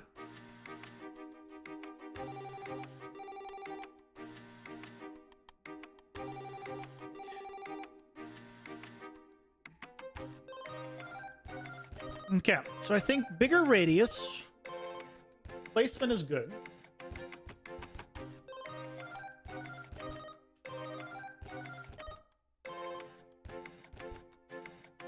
It's probably... Ooh. Okay, bigger radius also means it is now hitting the walls here. Which is fine, because we want that. We actually would want it to also hide those, I think. Okay. So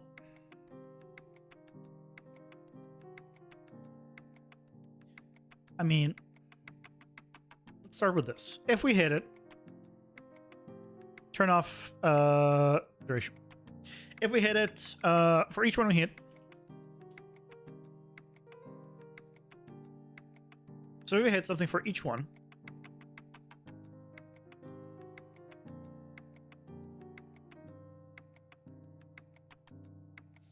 Oh, what am I? Excuse me. Oh yeah. No, that's right. Then for each one, we go ahead and brick this. And then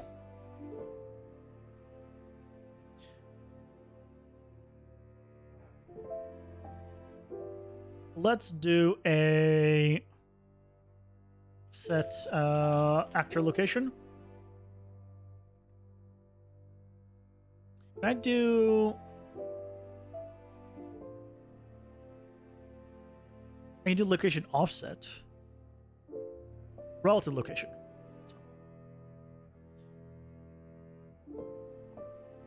So, negative 100. Just nice and simple.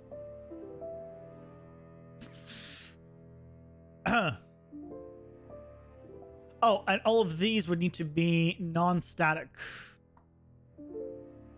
How did I...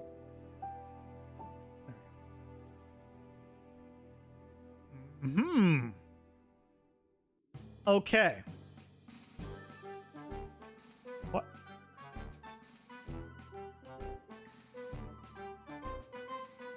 Why are those there? Why are those odd? Okay. So here's the... How would I make it move over time?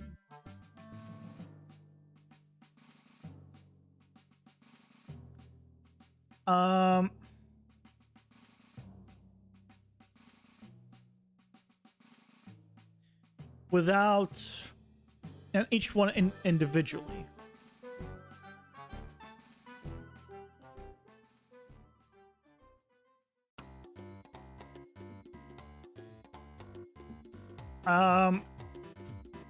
There is this, but I don't know if this will work.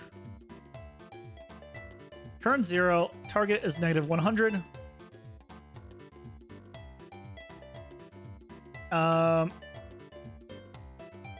Get delta time. That's the wrong time. Get current time.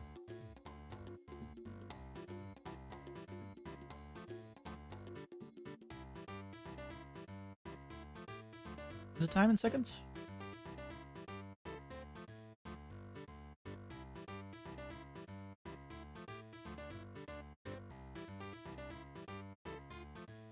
Is it to get delta time? Get world delta seconds. That's the one. It's called differently.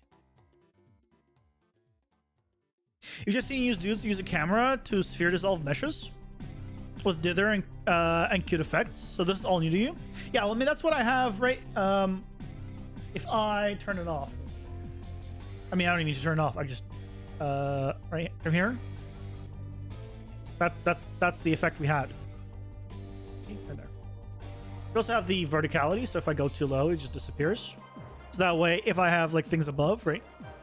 So there is this, but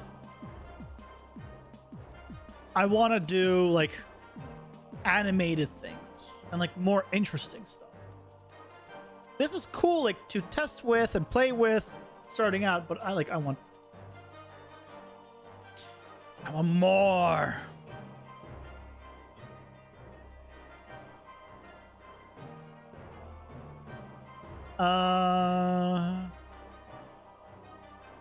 Doesn't seem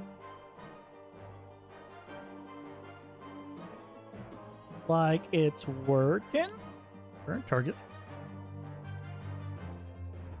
I don't remember if smaller number is faster or bigger number is faster.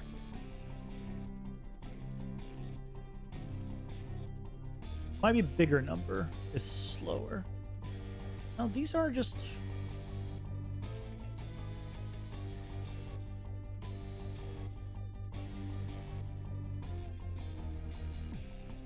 Oh, you know what? I don't need to, this is actor relative location.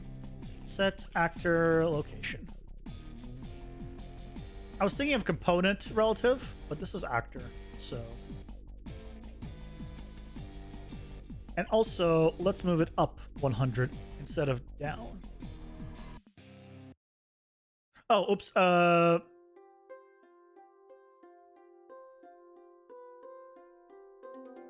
No, it would be relative. It would be relative, because otherwise we need to get the current location. More or what?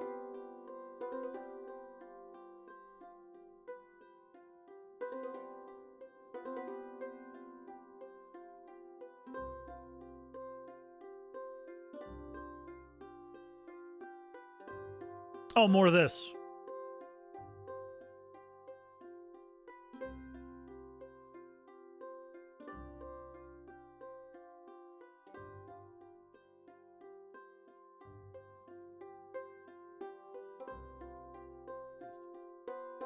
I'm confuzzled.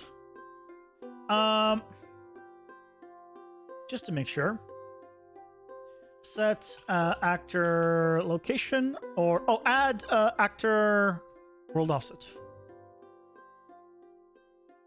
I should do it.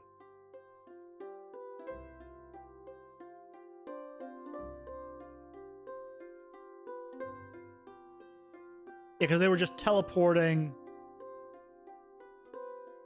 Those two spots, that's where they were teleporting to. That's what was happening. Can't do that.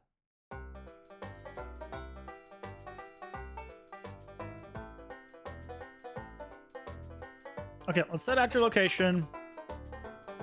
Get actor location. Current. Plus 100.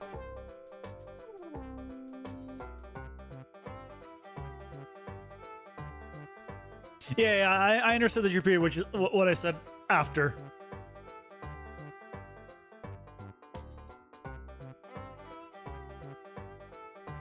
It's not doing anything anymore?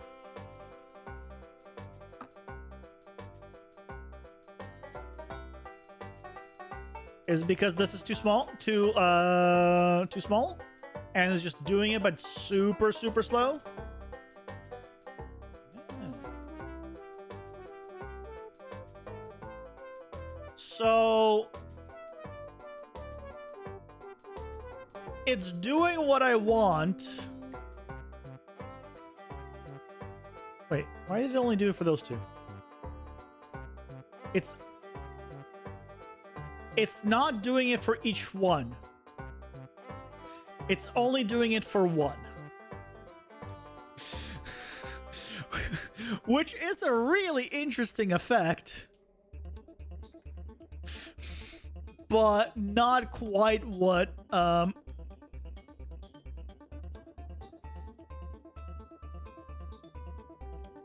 looking for.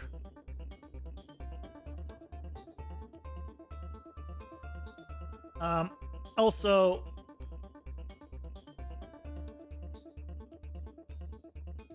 this can overlap it more than once, so it's a whole different thing that we still gotta figure out. But are these animations shouldn't be proper animation? Want to look like fake doors to the player? Well, the idea is they're coming out of the ground and going down into the ground. So you're not gonna see them like moving up, like imagine like earthquake and a giant rock appears as it's shaking up, you know. You're not gonna question it. There's particles, maybe there's a portal, you know. You're not gonna question it. It's gonna look just in the world. We just need to... I'm testing it going up because it's easier to visualize than going down right now.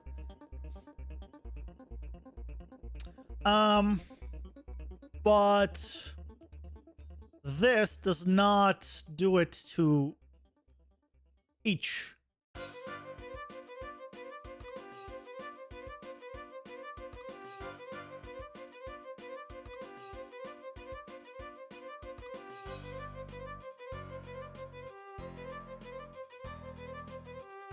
Right, because if I did a print string here, this would trigger multiple times. But right, only one is ever moving.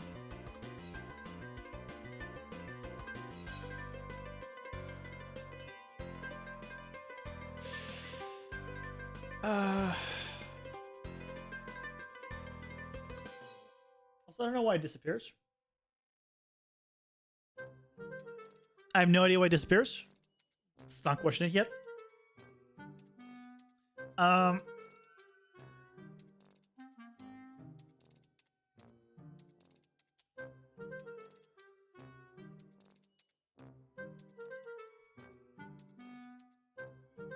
But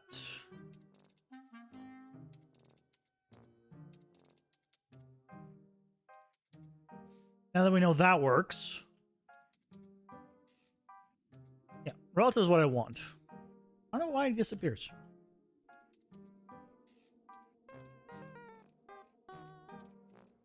Oh, it doesn't disappear. It's just my height thing. Got it.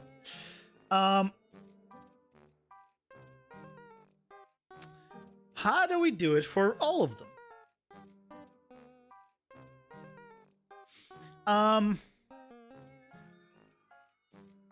Because I guess this, so I thought I could get away with using this instead of like a timeline, because timeline will run once. It doesn't run it per object.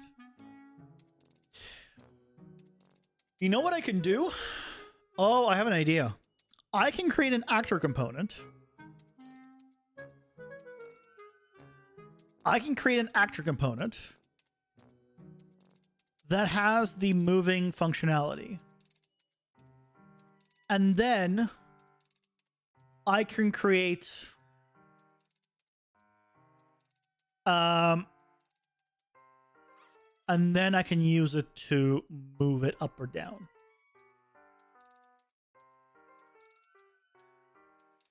Yeah, the idea is so the plan is to have right, they start all flat, but basically it'll end up with this,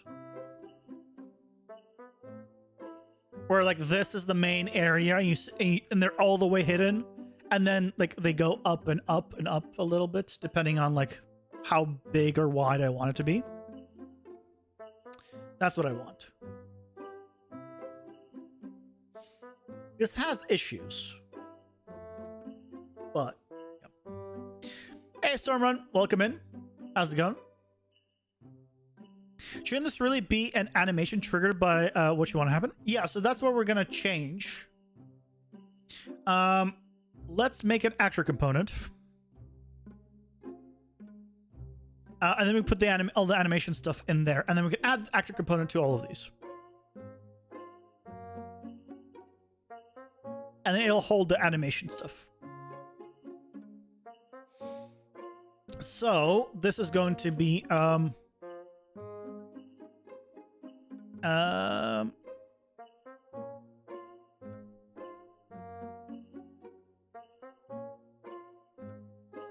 wall animation. Sure. Okay. So we can do a custom event and go raise up.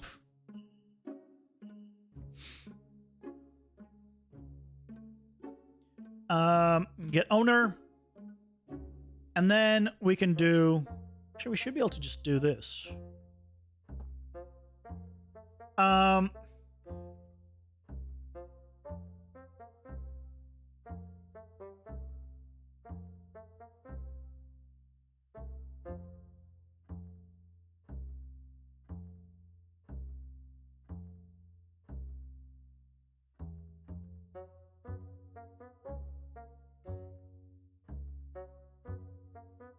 And we want to do another custom event. Right. Oh. Lower. Just do raise and lower. Now this should only be a do once. And the lowering should reset this. How do I know it's finished? Ads are here. Pausing for ads. Nope. Ads time. While ads are going, I'm gonna go use the restroom real quick. And I'm gonna get some more toilet water in the restroom. Be right back.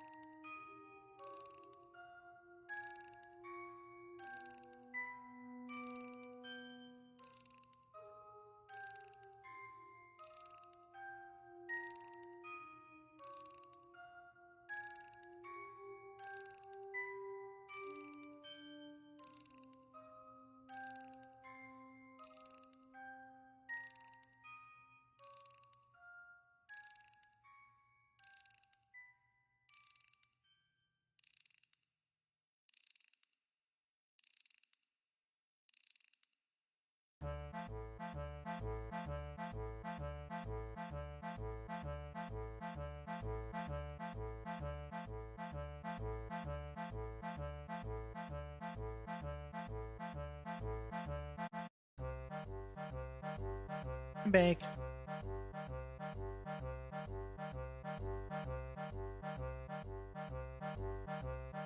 Been working on the UI for your game. You have a lot inside one widget that hides and unhides a lot of stuff depending on the buttons pressed. The whole battle is in one widget. That's not very good.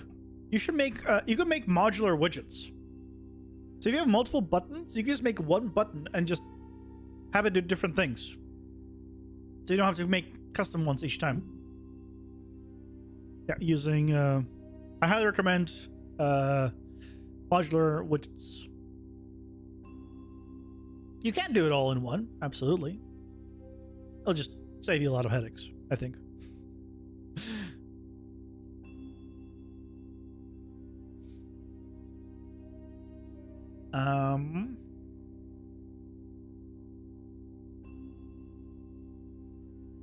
Let's do like a sequence here.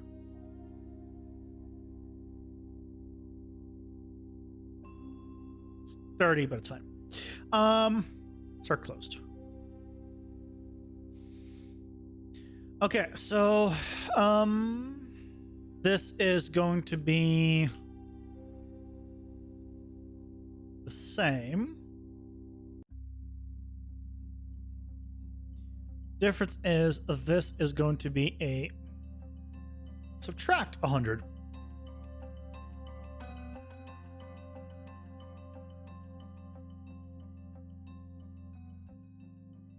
Oh, I also need to get the owner for these.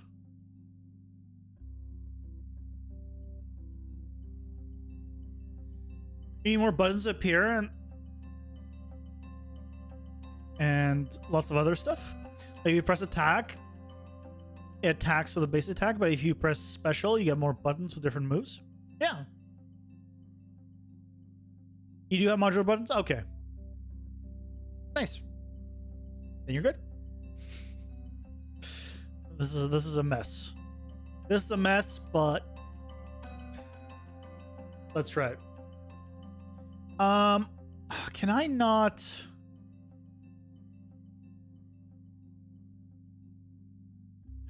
Can I not add this to all of them?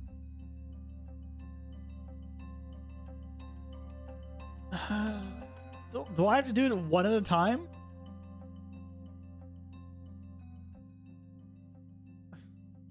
Why? Why do I need to add it one at a time?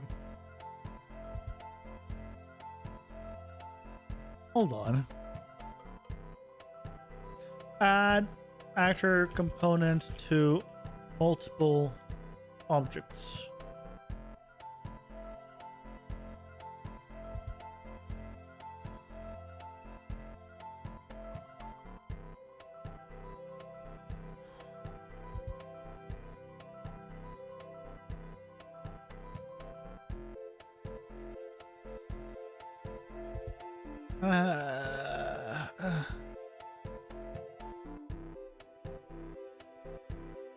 It's not possible. Why? Why do I have to do this one at a time? I mean, if I was building it, it'll be faster for me to rebuild this. So that's what we're gonna do. I'm gonna rebuild it.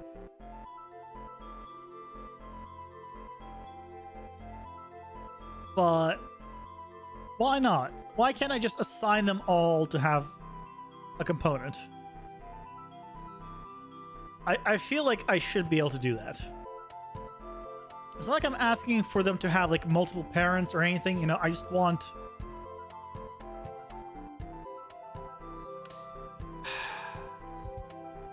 Clearly it's too much to ask. I mean, that's basically what I've learned.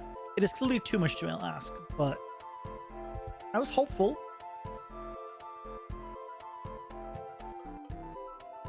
Yep.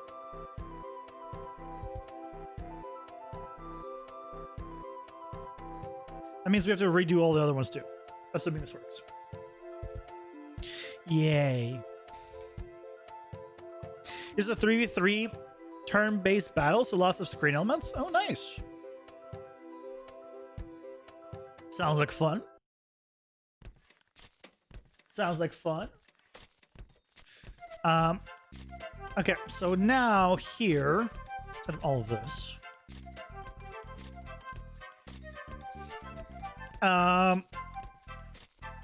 get actor, get component by class.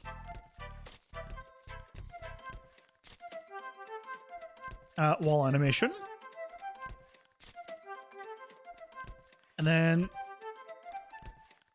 I spelled it right. Phrase.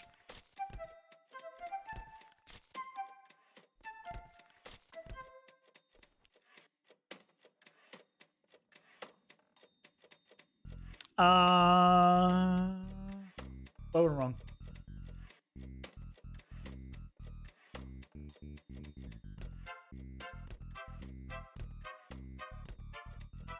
It should work.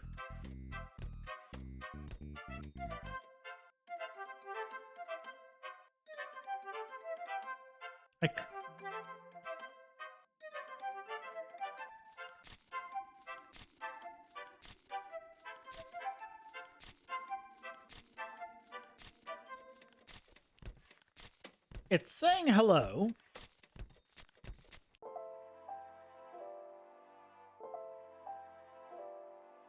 Is the problem this?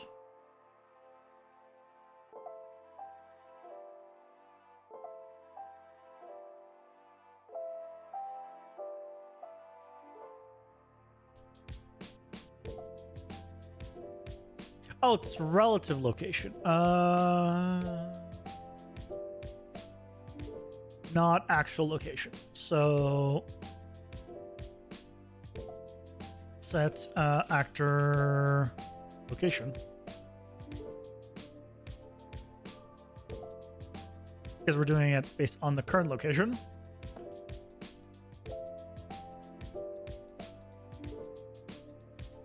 Right? Is that the problem? Sometimes it's just easier to do another one. Your mom would agree. Wait.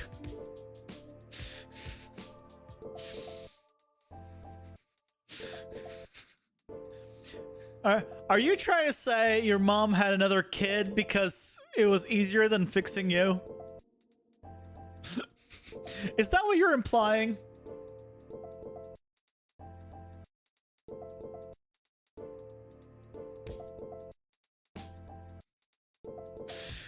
Just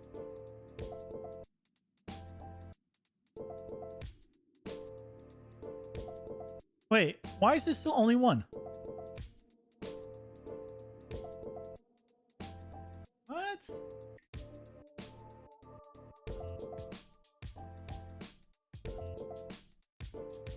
Well, it's working.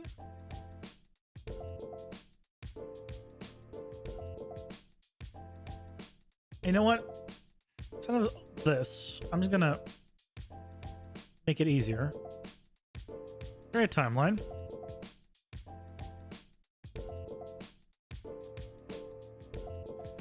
Can I not use a timeline in an... Can't use it. Oh, that's right. You can't use timelines in actor components.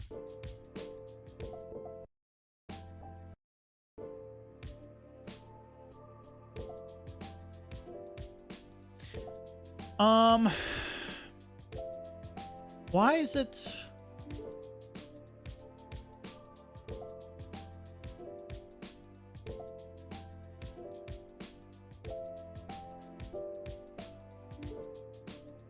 Right, it's triggering at all of them.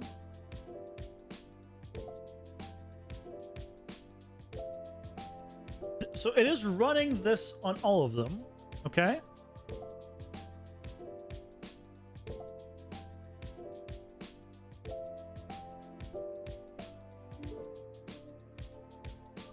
Yeah, it is running it. It's just not doing it. This should do this.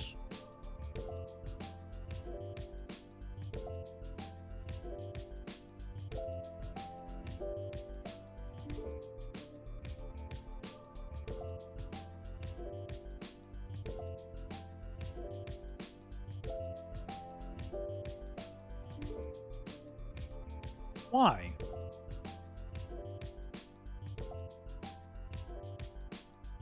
Right? It's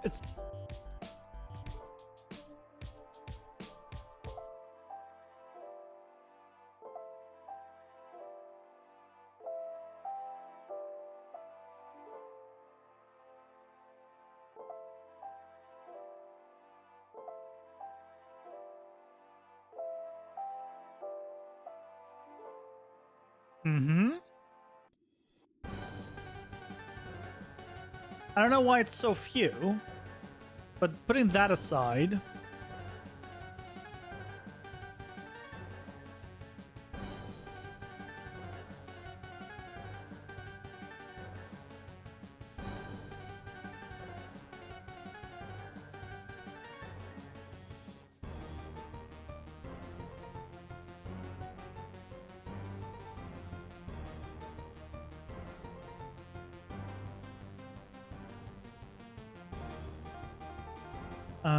let's do this.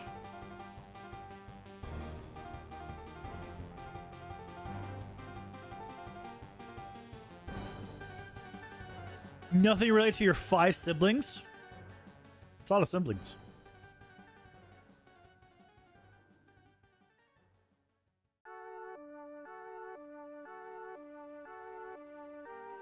Why is relative location world location?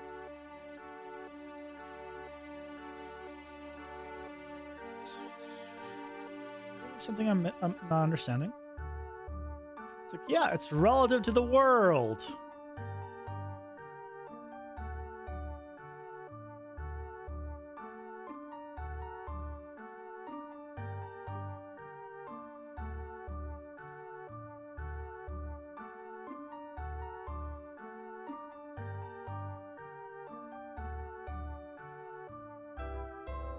I had great ideas. Poor execution. I probably need to think this through a little more. The question is, why does it still only raise 1 at a time?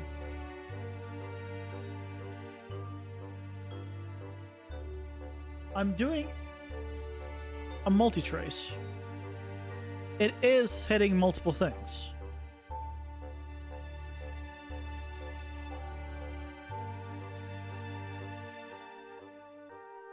Huh? Yeah, how come?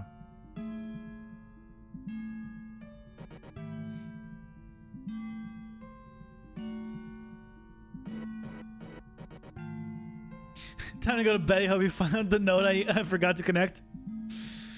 Hopefully. But have a good night. Thank you so much for stopping by. You get a good night's sleep.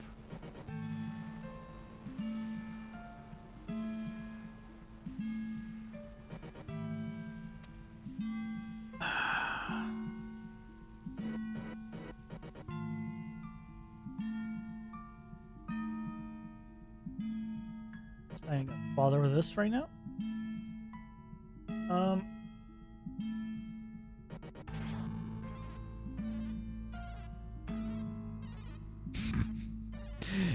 Do you actually? I appreciate it.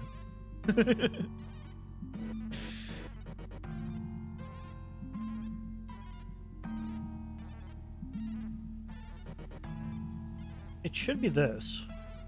So I'm setting the actual location. I'm getting the actual location. What I can do is unbegin play, just in case. Weren't this to a variable? Original location. Do need to know that. Let's use that. That way it's not changing constantly in case that is causing problems.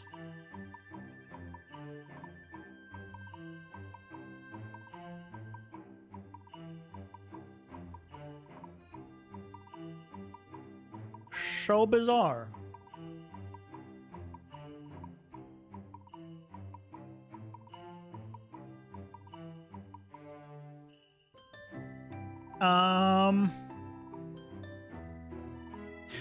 It's because it needs to run on tick.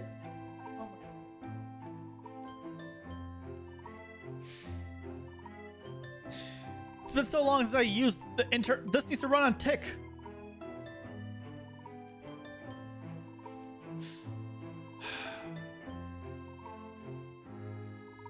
It's a gate.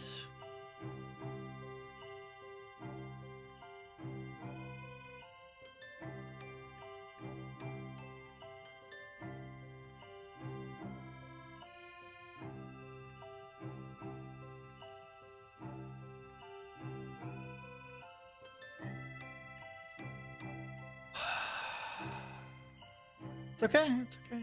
Fine.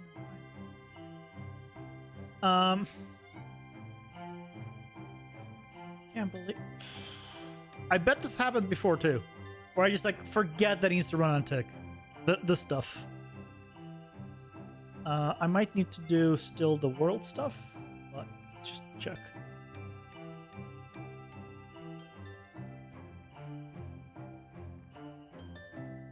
Yeah, so it's still need to do the world stuff. Doesn't make sense, but whatever.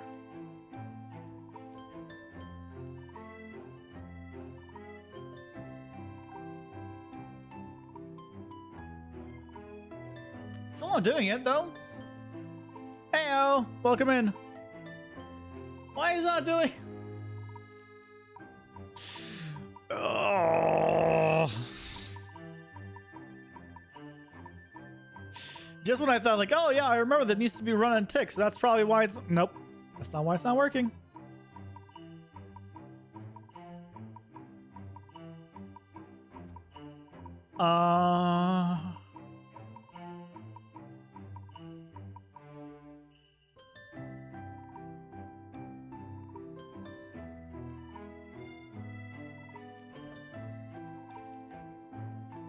It prints.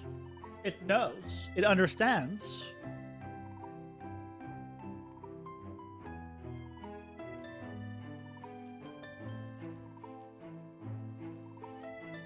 It just doesn't want to. It just really doesn't want to.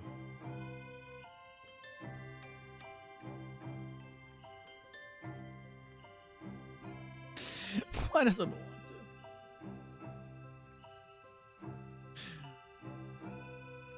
It fires this successfully. It fires this successfully. Like, this is working. Right? It just won't move it. If I could put a timeline here, it'd be so much easier. But no timelines allowed. I guess.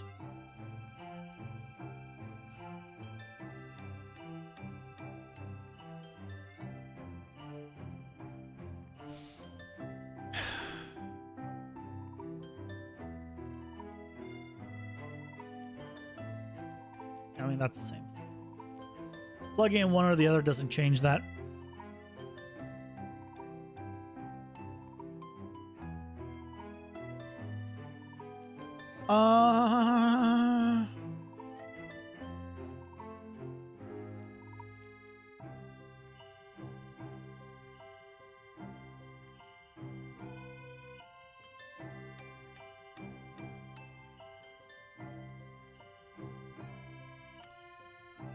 I mean, we're grabbing the owner correctly. We've checked. It is firing all correctly. They all have the component.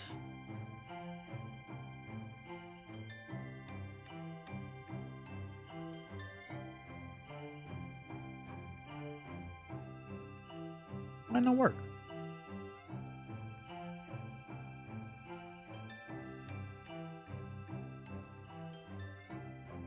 Why'd no work?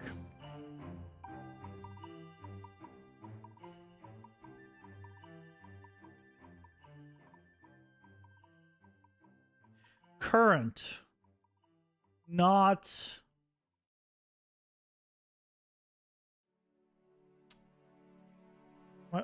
Was I being dumb again? Was I being dumb again? Please tell me I was being dumb again. Nope. Nope. What is this printing?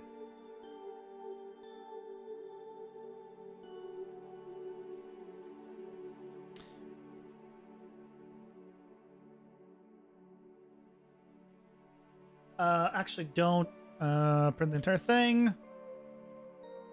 Just print this. Print the verticality.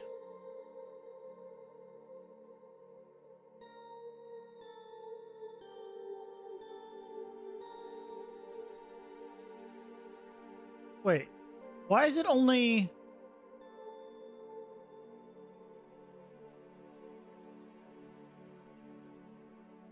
Wait.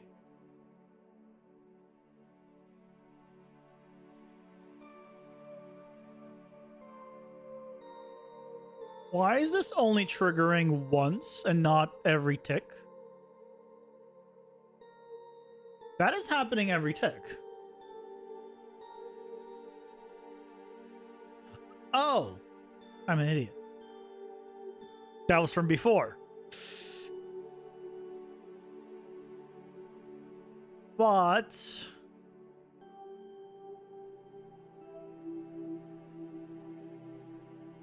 it's still only doing one at a time. So... it's working. But why is it one at a time? That's still the problem that I had before. It's late, so I'm doing stupid things, but the fact that it's one at a time still doesn't make sense to me. Was this fine before, out of curiosity? Now that we know that the freaking do once was the problem. No, it does need the current. Just making sure. Okay. So each one of these, I'm doing a trace from the camera. Just forward, just big sphere trace, you can see. And wherever it hits a wall, right, it's just green. It's very ugly to see right now with it, but just to show that it is, triggering. And it is a multi-sphere trace, so it's just getting all of the walls. And then I'm saying, okay, if it hits something, go through all of them get their component and raise them. So, like, move them up. But it's not doing this on all of them. Each one has their own individual component. But for some reason, right, one of them went up. Another one is coming up.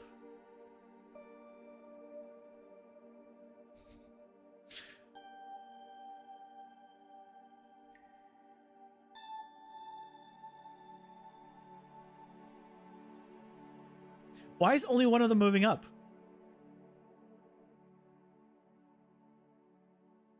And I mean, just for shits and giggles. Make it my entire screen.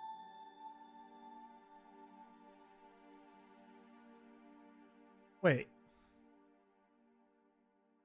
Wait. That was big enough to select multiple before.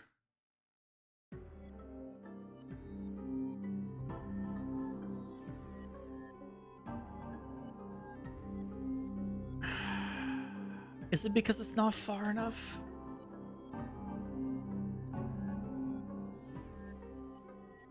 Has that been my problem? It's just not far enough?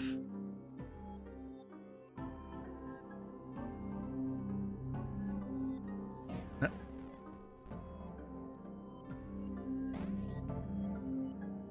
No, I mean, if it's getting...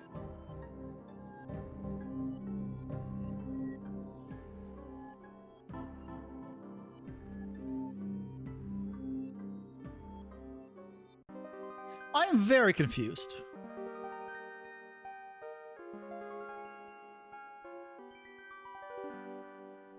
These should all be moving up. It is tracing to my character. Oh, plus further. It's tracing basically 2,000 units past my character. At 1,000 radius.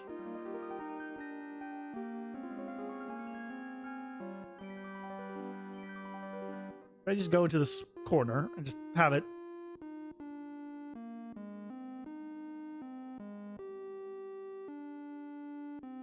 Right?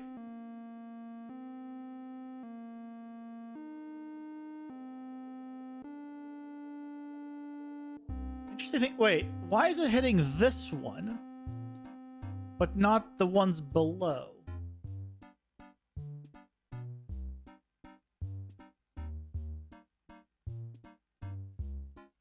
This is a multi-sphere trace.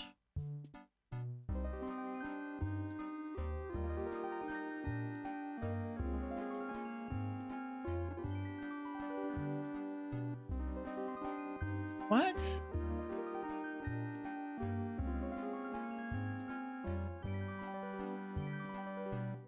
Right, I see. Okay, it's hit these, which are up in the air, but if I move over, it's hit that one. But it's not hitting... It's not hitting... Now, yeah, it hits them one at a time.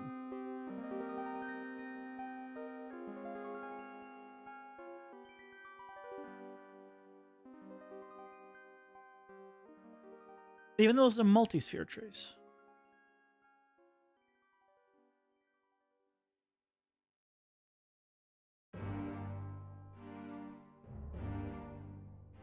Is the problem that these just don't have collision?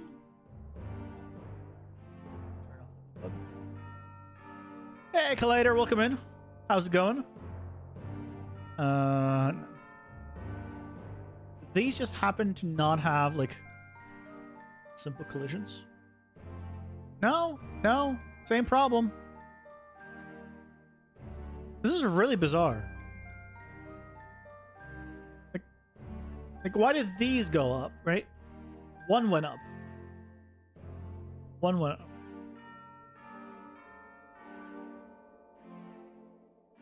This is super bizarre.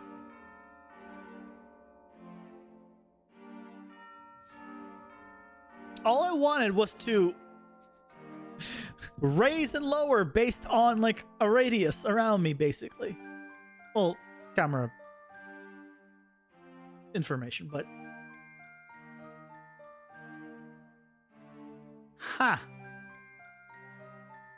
Ads Yep. up here. That's there. Pausing for ads.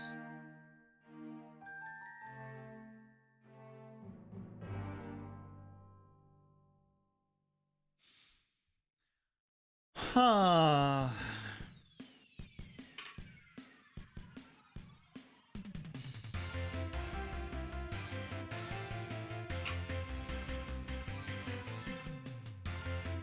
I mean, I'm doing okay. Struggling with this very confusing problem. But otherwise I'm doing fine. You feeling like a trash developer, so you're not super helpful? Aw, don't feel like a trash developer. You helped me like tons. You're definitely not trash. And you're feeling like trash, do something like you're really good at, just to like motivate you. Just like, whatever you're good at, just do it. Doesn't matter what it is. It doesn't have to be a developer thing. Just, you know, just get some motivation back. Because genuinely, I mean, you've helped me in the past like a lot, so you're definitely not trash. Don't put yourself down.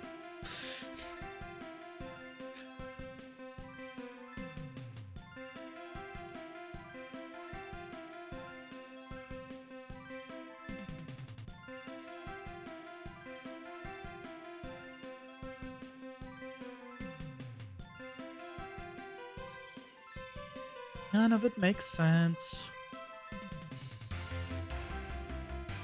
I'll increase the radius and just see.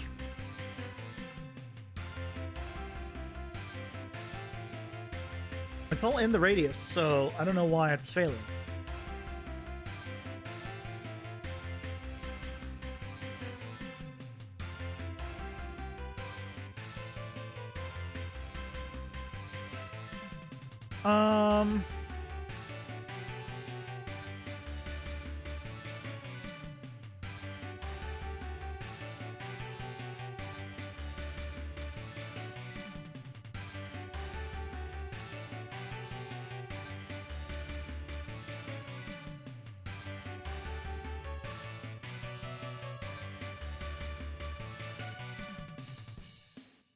What I needed to do... I think I need a gate. I need to figure out something else, because this is... In my case right now, I'm tracing every tick. So I'll keep reopening the gate, and I'll keep doing this. But I guess once it's at the target location, I just shouldn't do anything. I've increased the radius. That hasn't helped at all. They're just being modified further away from you one at a time.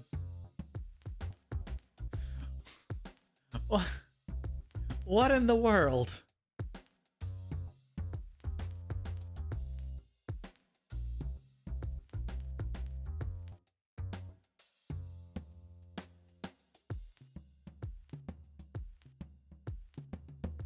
Yes, it's so big that it goes like all the way.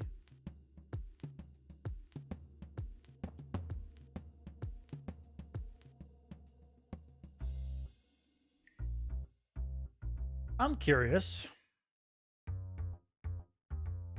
For each, just confirm that you're actually hitting all of these guys. Just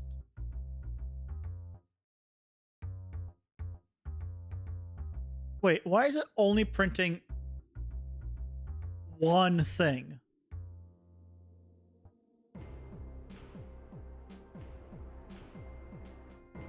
Well, the reason it's moving... I'm... Hold on, excuse me. Just wanna... Maybe my vision's going really bad. But this does say multi, right? Multi-sphere trace?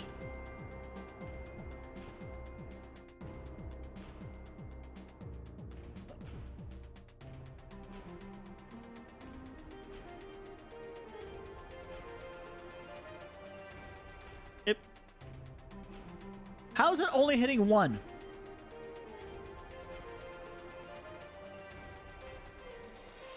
Well, that's the problem why it only triggers one, because it's only doing one.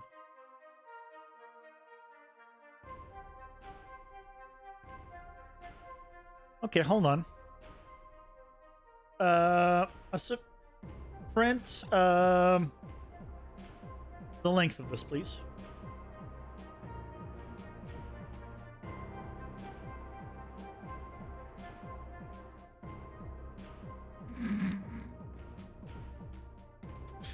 This is a first for me.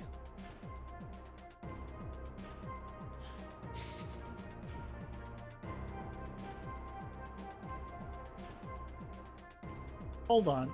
I have a thought. Collision, room wall. Room wall. They're all using room wall as the preset. Object type, it doesn't matter. The main thing is room wall is set to block on all of these. It's not like, because they're all using the same preset. So the trace channel is set to block on all of them.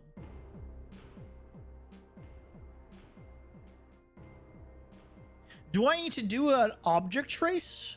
Do I have to do an object trace then? Is it just, it doesn't work because it's a trace channel? And it wants me...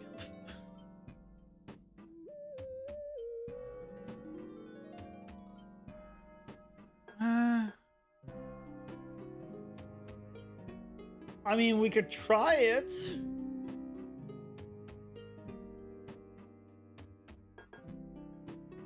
But, like, I don't understand why it's set to block. It's clearly working. Maybe there's something to do with it need to be an object channel that it's tracing for.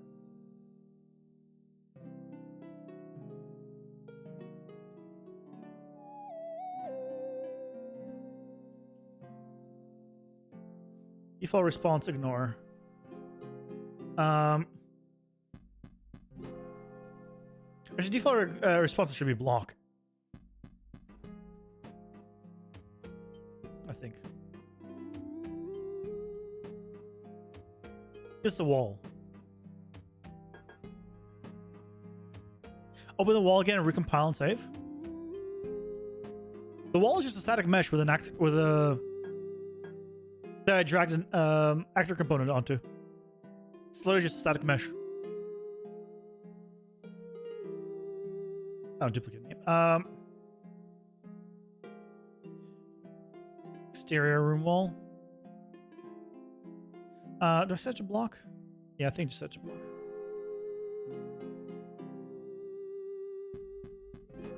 Which means these guys should now have exterior room wall block. Okay.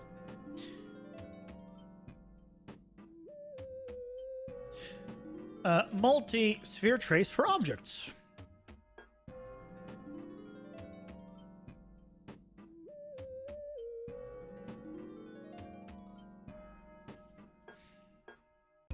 Make array. Exterior wall.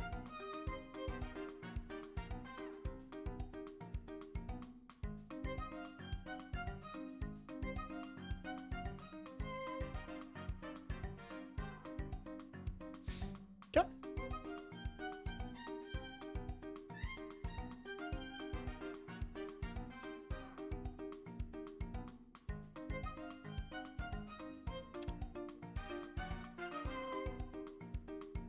Oh, 0 radius. That's on me. 1,000.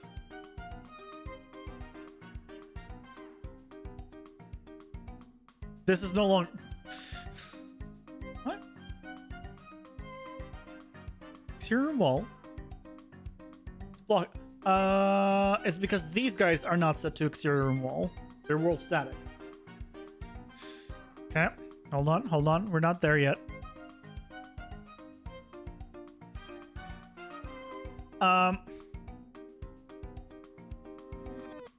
Why can I not scroll? Oh, not control? Okay. Room wall. Room wall. Accept. Count.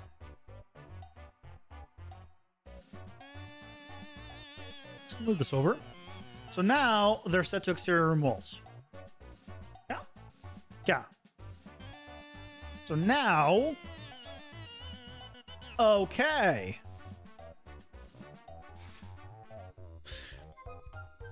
So this is something I don't understand. It's working now. Correctly.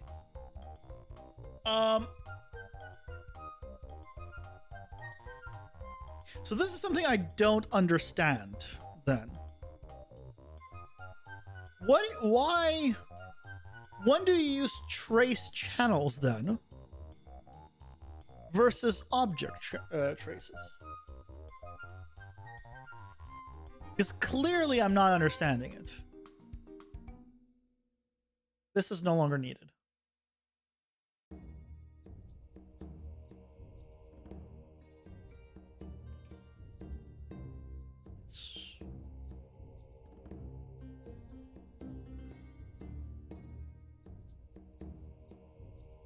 Yeah. So clearly I'm not understanding something.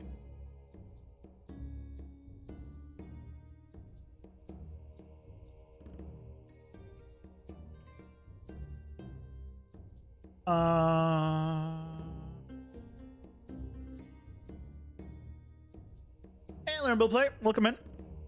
How's the wall building go? Well, we've been doing blueprints for a while.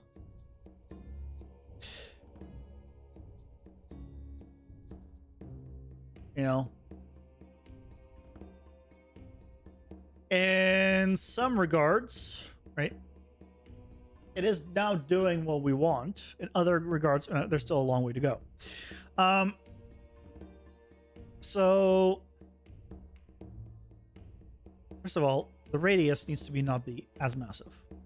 500. Signal, this can go up a little. Just how we wanted it. So it's a little bit up from my camera. Yeah. Right now it still stays up. We'd want it to go down.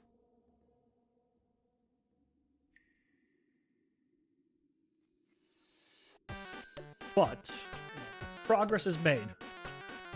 The thing is, like, I thought I tried the object trace at the beginning, but then I was like, why do an object trace? Just do a regular trace.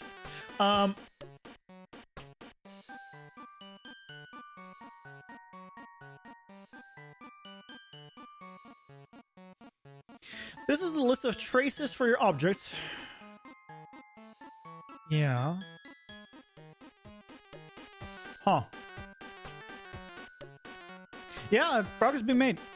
Good call at night. No worries. Thank you so much for all the support today. Insane bastard. Thank you so much. And have a good night. Rest well.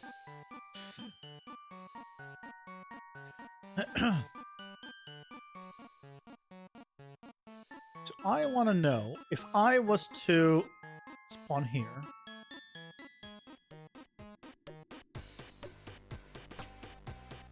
You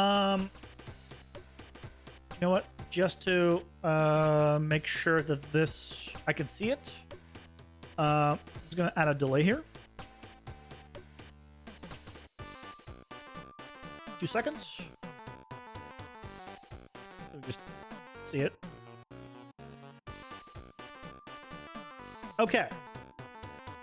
So it is doing what I want. As a start. So now I also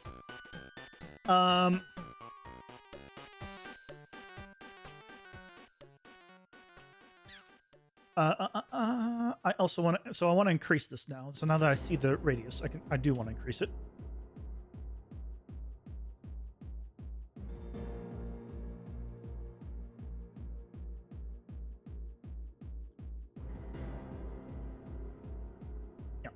Maybe something like that. Let's keep it like that for now. But I want them to not go up all the way. So what we need to do is once it does this, the first thing it hits, theoretically, should be the thing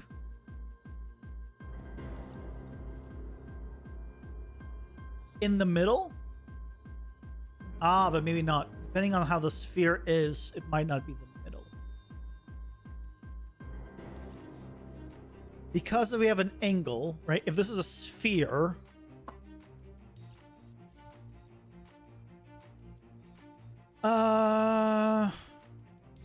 I'd want to know. I want to know screen-wise, what is the point in the center? Or closest to the center? But if I'm doing a sphere trace, the first thing hit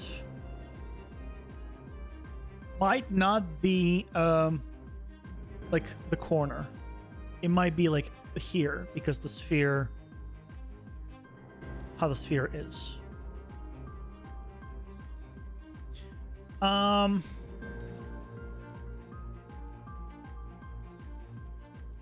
What I can do is here do once, because this will only do on the first one, which should be the first hit theoretically. And then draw debug sphere. At the impact point for 10 seconds, 5 thickness.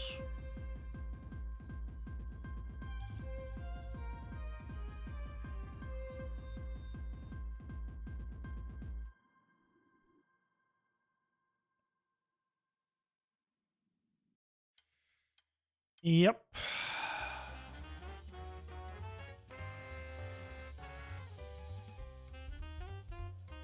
Or is it this one that's hitting? And that's just the pivot point. No, that's the impact point.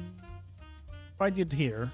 All right, that's not in the center of the screen. So I would need to do a line trace or a smaller sphere trace as well. Probably a smaller sphere trace to make it easier to basically know where the center of the screen is and what object is there in the center. Actually, it'd probably be a capsule because I want like a tall vertical line. Because so, as long as it's like in the vertical slice, I guess.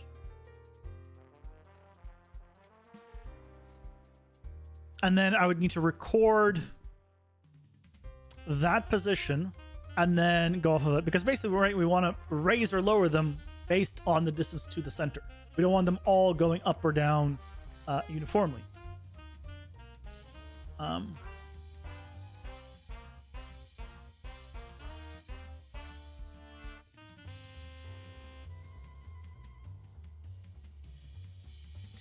Okay.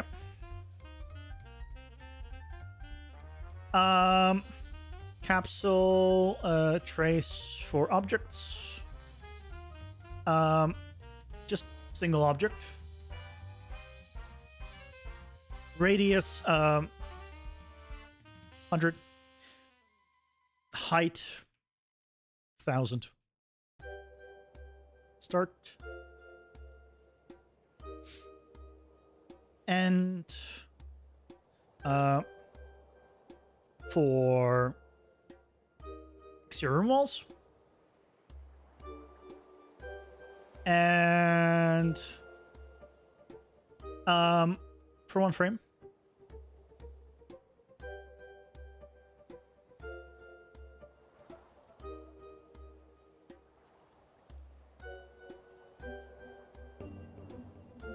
Okay. So it is hitting it. Yeah, here it's obviously not, but here it is. Now the interesting thing is, right, it's not hitting because it's hitting the corner. Yeah, so a couple of things. We'd want to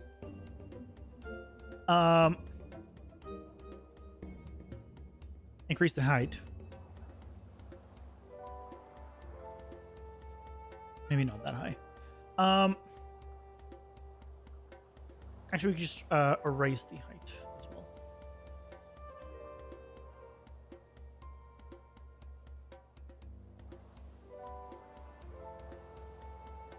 And let's make the radius smaller. Can't have it too small, but oh, I just heard this won't work. This won't work because if we have no points in the no walls near the center, and we only have walls on the sides, this won't hit anything. So that point will be invalid. Yeah, so that won't work. So how do we know? I basically need to know which one of them is the furthest from the player. No, that won't work either.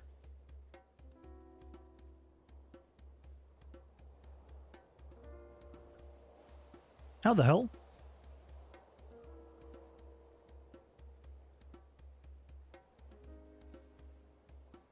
I mean, we could do multiple traces, but that seems a pain.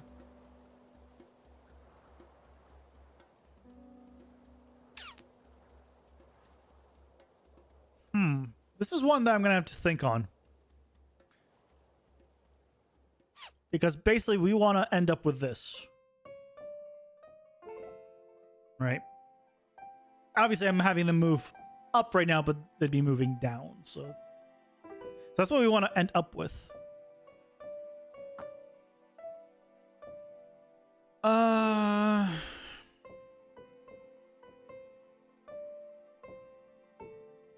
Okay. Okay.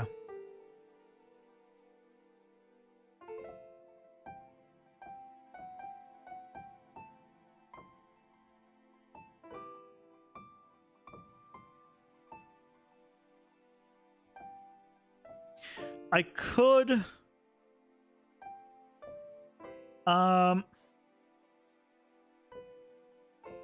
do it based on the distance to the player. Let's see what it looks like. Just for something.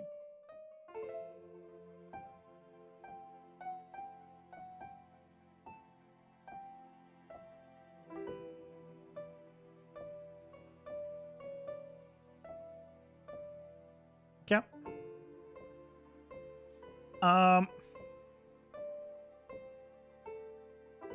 Get distance 2.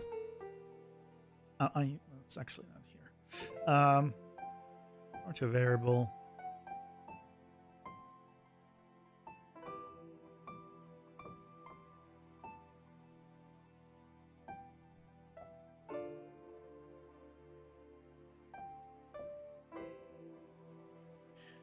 I could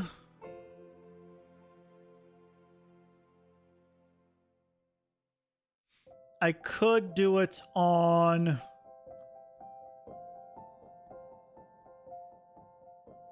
I could just do it on distance. It doesn't matter actually which order it is.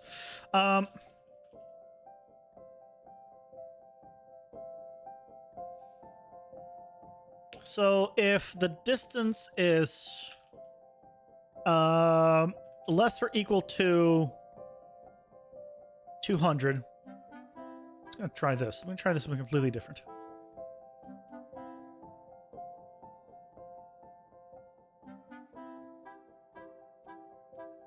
We're gonna be doing this. And then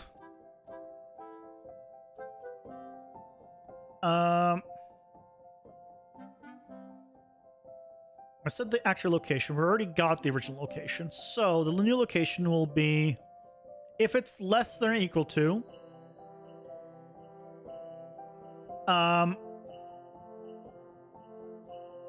so if it's 200 units away, it's going to be at 0. There's a way to... There's a remap node in Blueprints, and it's never called remap.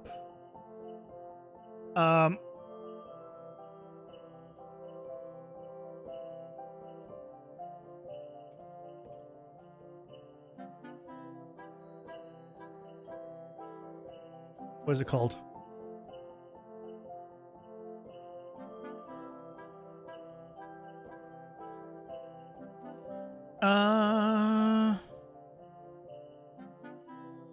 Map ranged. Clamped. Hey, Gregory, welcome in. So it is going to be this. So in range A, so if it's 200 and 0. So when it's 0 is going to be 0, and when it's when it's 0, when I'm right next to it, it's going to be 200. Let's move it up 200. And now I can do original location and add this to the Z.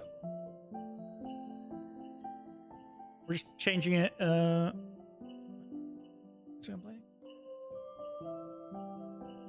Oh. Get owner is not an actor? Okay. Cast to static mesh actor.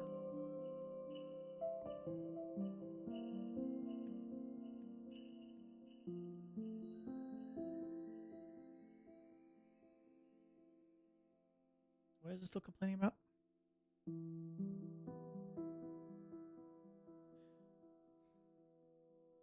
No, can't do that. So wait, I can't do get distance to because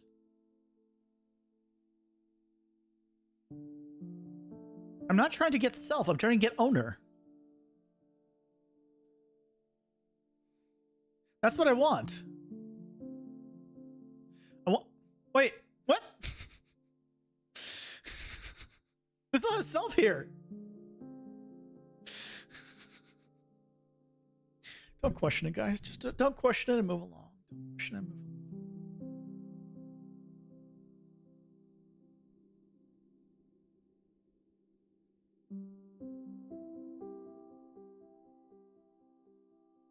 Can't read property player. Oh.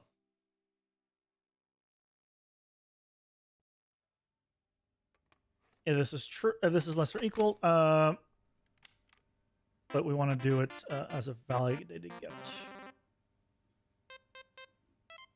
Oh, the player's not an input anymore. That's why.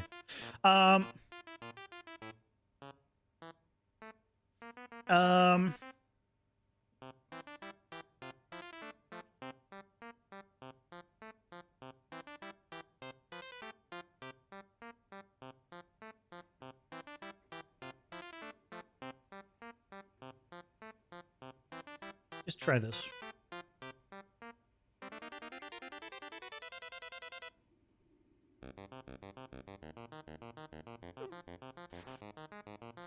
Okay, it's because I know why. It's because there's a I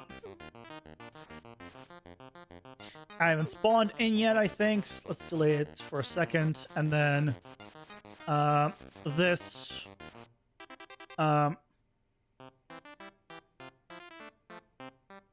but again.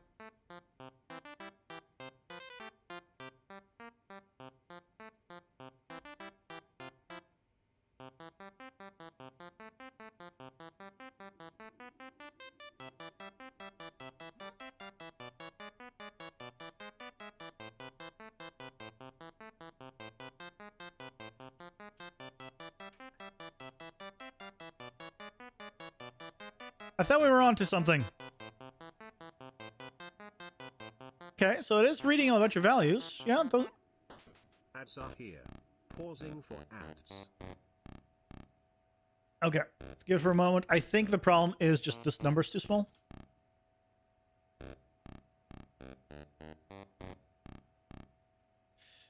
But... Ah, that was it. That was it. Okay. Some things are looking better. Some things are looking better. Gotta fiddle with it. We got time, sort of. We're entirely changing up the entire way we're doing this, which is fine. I don't like passing this information through. We'll get it another way. I think I can get it from the game mode. I don't have to cast it the game mode. But it's better than doing a get actor of class. I'm not mistaken. Because then it has to just look through everything in the entire level to find it.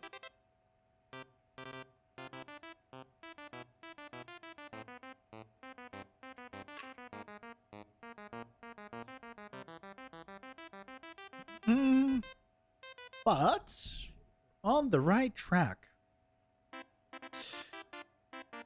It's certainly doing the opposite of what I want, but it makes sense, right? Because it kind of makes sense. That makes sense. My brain is also not fully functioning because it's late, but it's functioning relatively well. All things considered.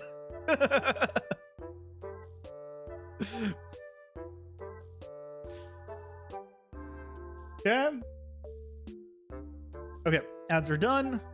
I'm gonna make the distance here 1,000. I'm also gonna have the height go up to like 500. Now the interesting thing is,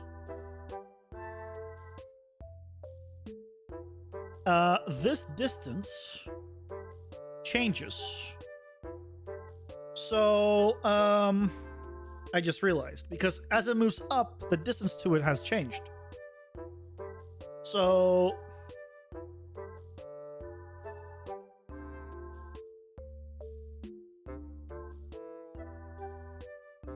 we do distance vector. There we go, that's better. Because then I can do original location and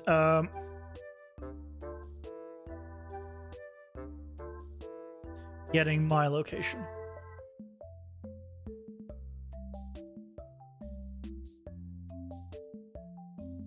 Same result, but now I can pipe in the original location instead of an actor.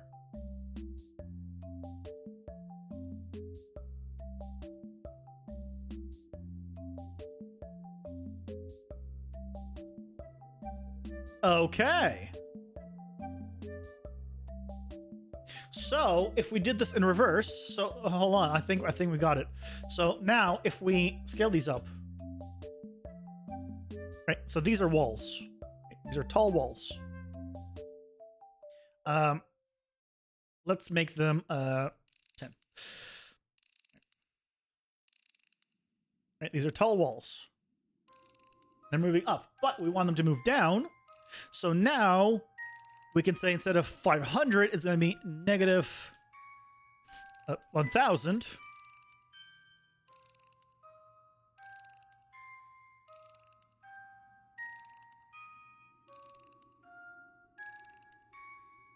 Need a little more. Negative 2,000. Let's do 3,000.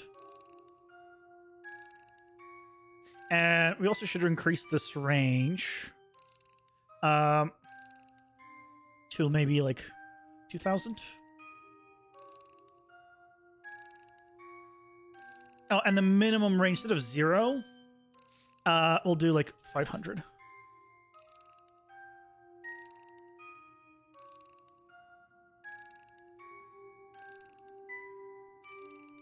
Okay, very good. Too far, but very good.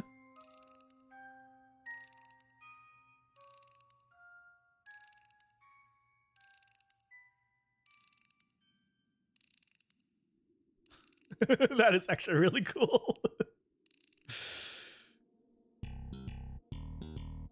That is actually really cool. Now, there are problems with this. Right, there are problems with this. But I like this a lot. The problem with this is it will not lower the walls on the things further down in the level.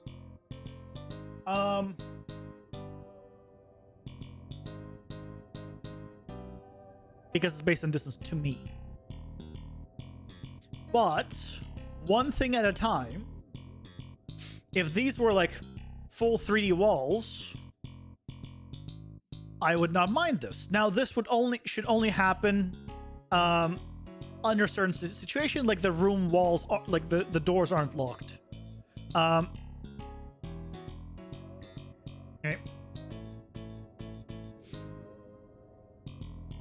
Also, let's like move it down 1800.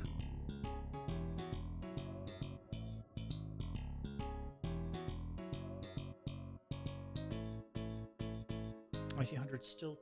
I don't know what the height is of these. 1400.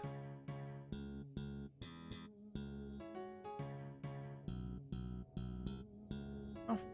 I thought there were 1,000, but when it was 1,000, it didn't seem like it went all the way down. Oh, but it's because of the 500. I think it is 1,000. So, 900.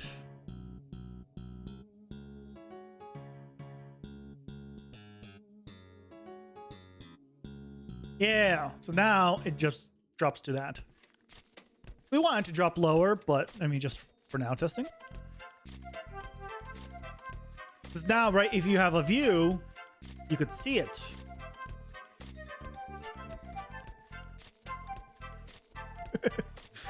I don't know how I'm gonna do the distance ones yet, but this is big. This is big.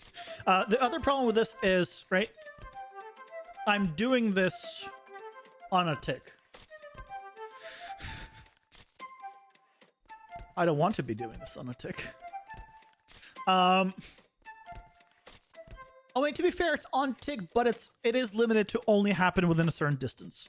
It is calculating this though every single tick. Yeah. I'll figure it out. I'll figure something out to do something else. But I think this is big. I think this is a lot better than where we had it. I mean, before in general. Like, this is more interesting.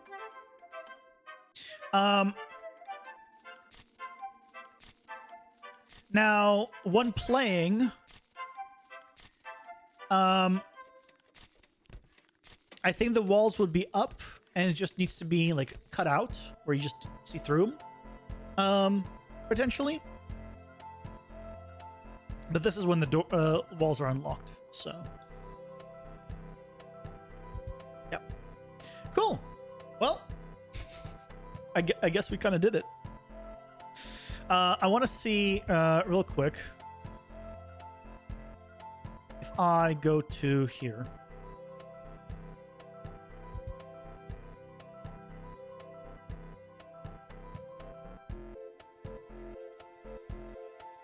Yeah, see, like all of the rooms over there.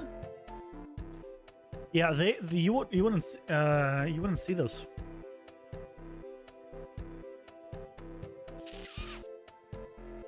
Oh, interesting. Also, based on the pivot point, right? It's based on the pivot point, not on the distance to the bounds of the thing. Interesting. So because this is 500 units of a wall, and I said 500 units. Makes sense. So I'll just do like 750.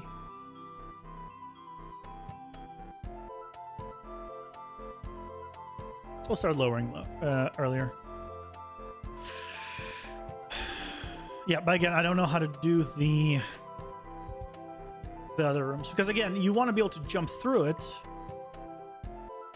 but if the room next to you, right, is too, actually, I'm curious. Now I should probably start wrapping up, but we did hit walls in a few of them. All I need to do is spawn next to one of them and just raise the walls on that one.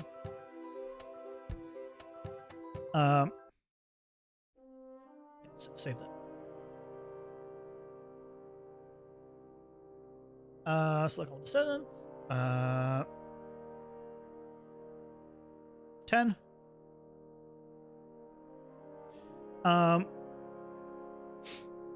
Large corner. 10. Okay. Now, can we just spawn next to one of these rooms? That would be amazing.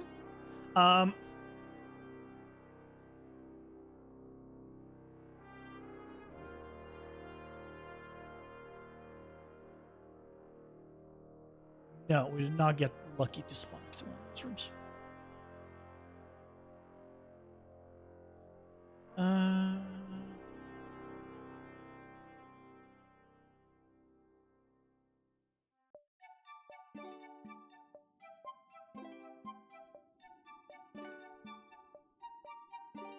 No. Do I have 3? Oh. No, this is one of the rooms, but it's not the one with a wall set up. This is... Wait. Oh, but I didn't add the component to it.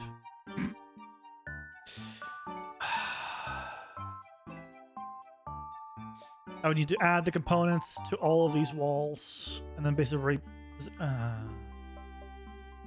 I'm not doing it right now. But basically, we would be able to see the rooms next to us. But again, I want to be able to see down below. I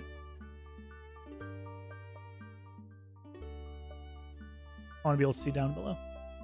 I'll figure out something.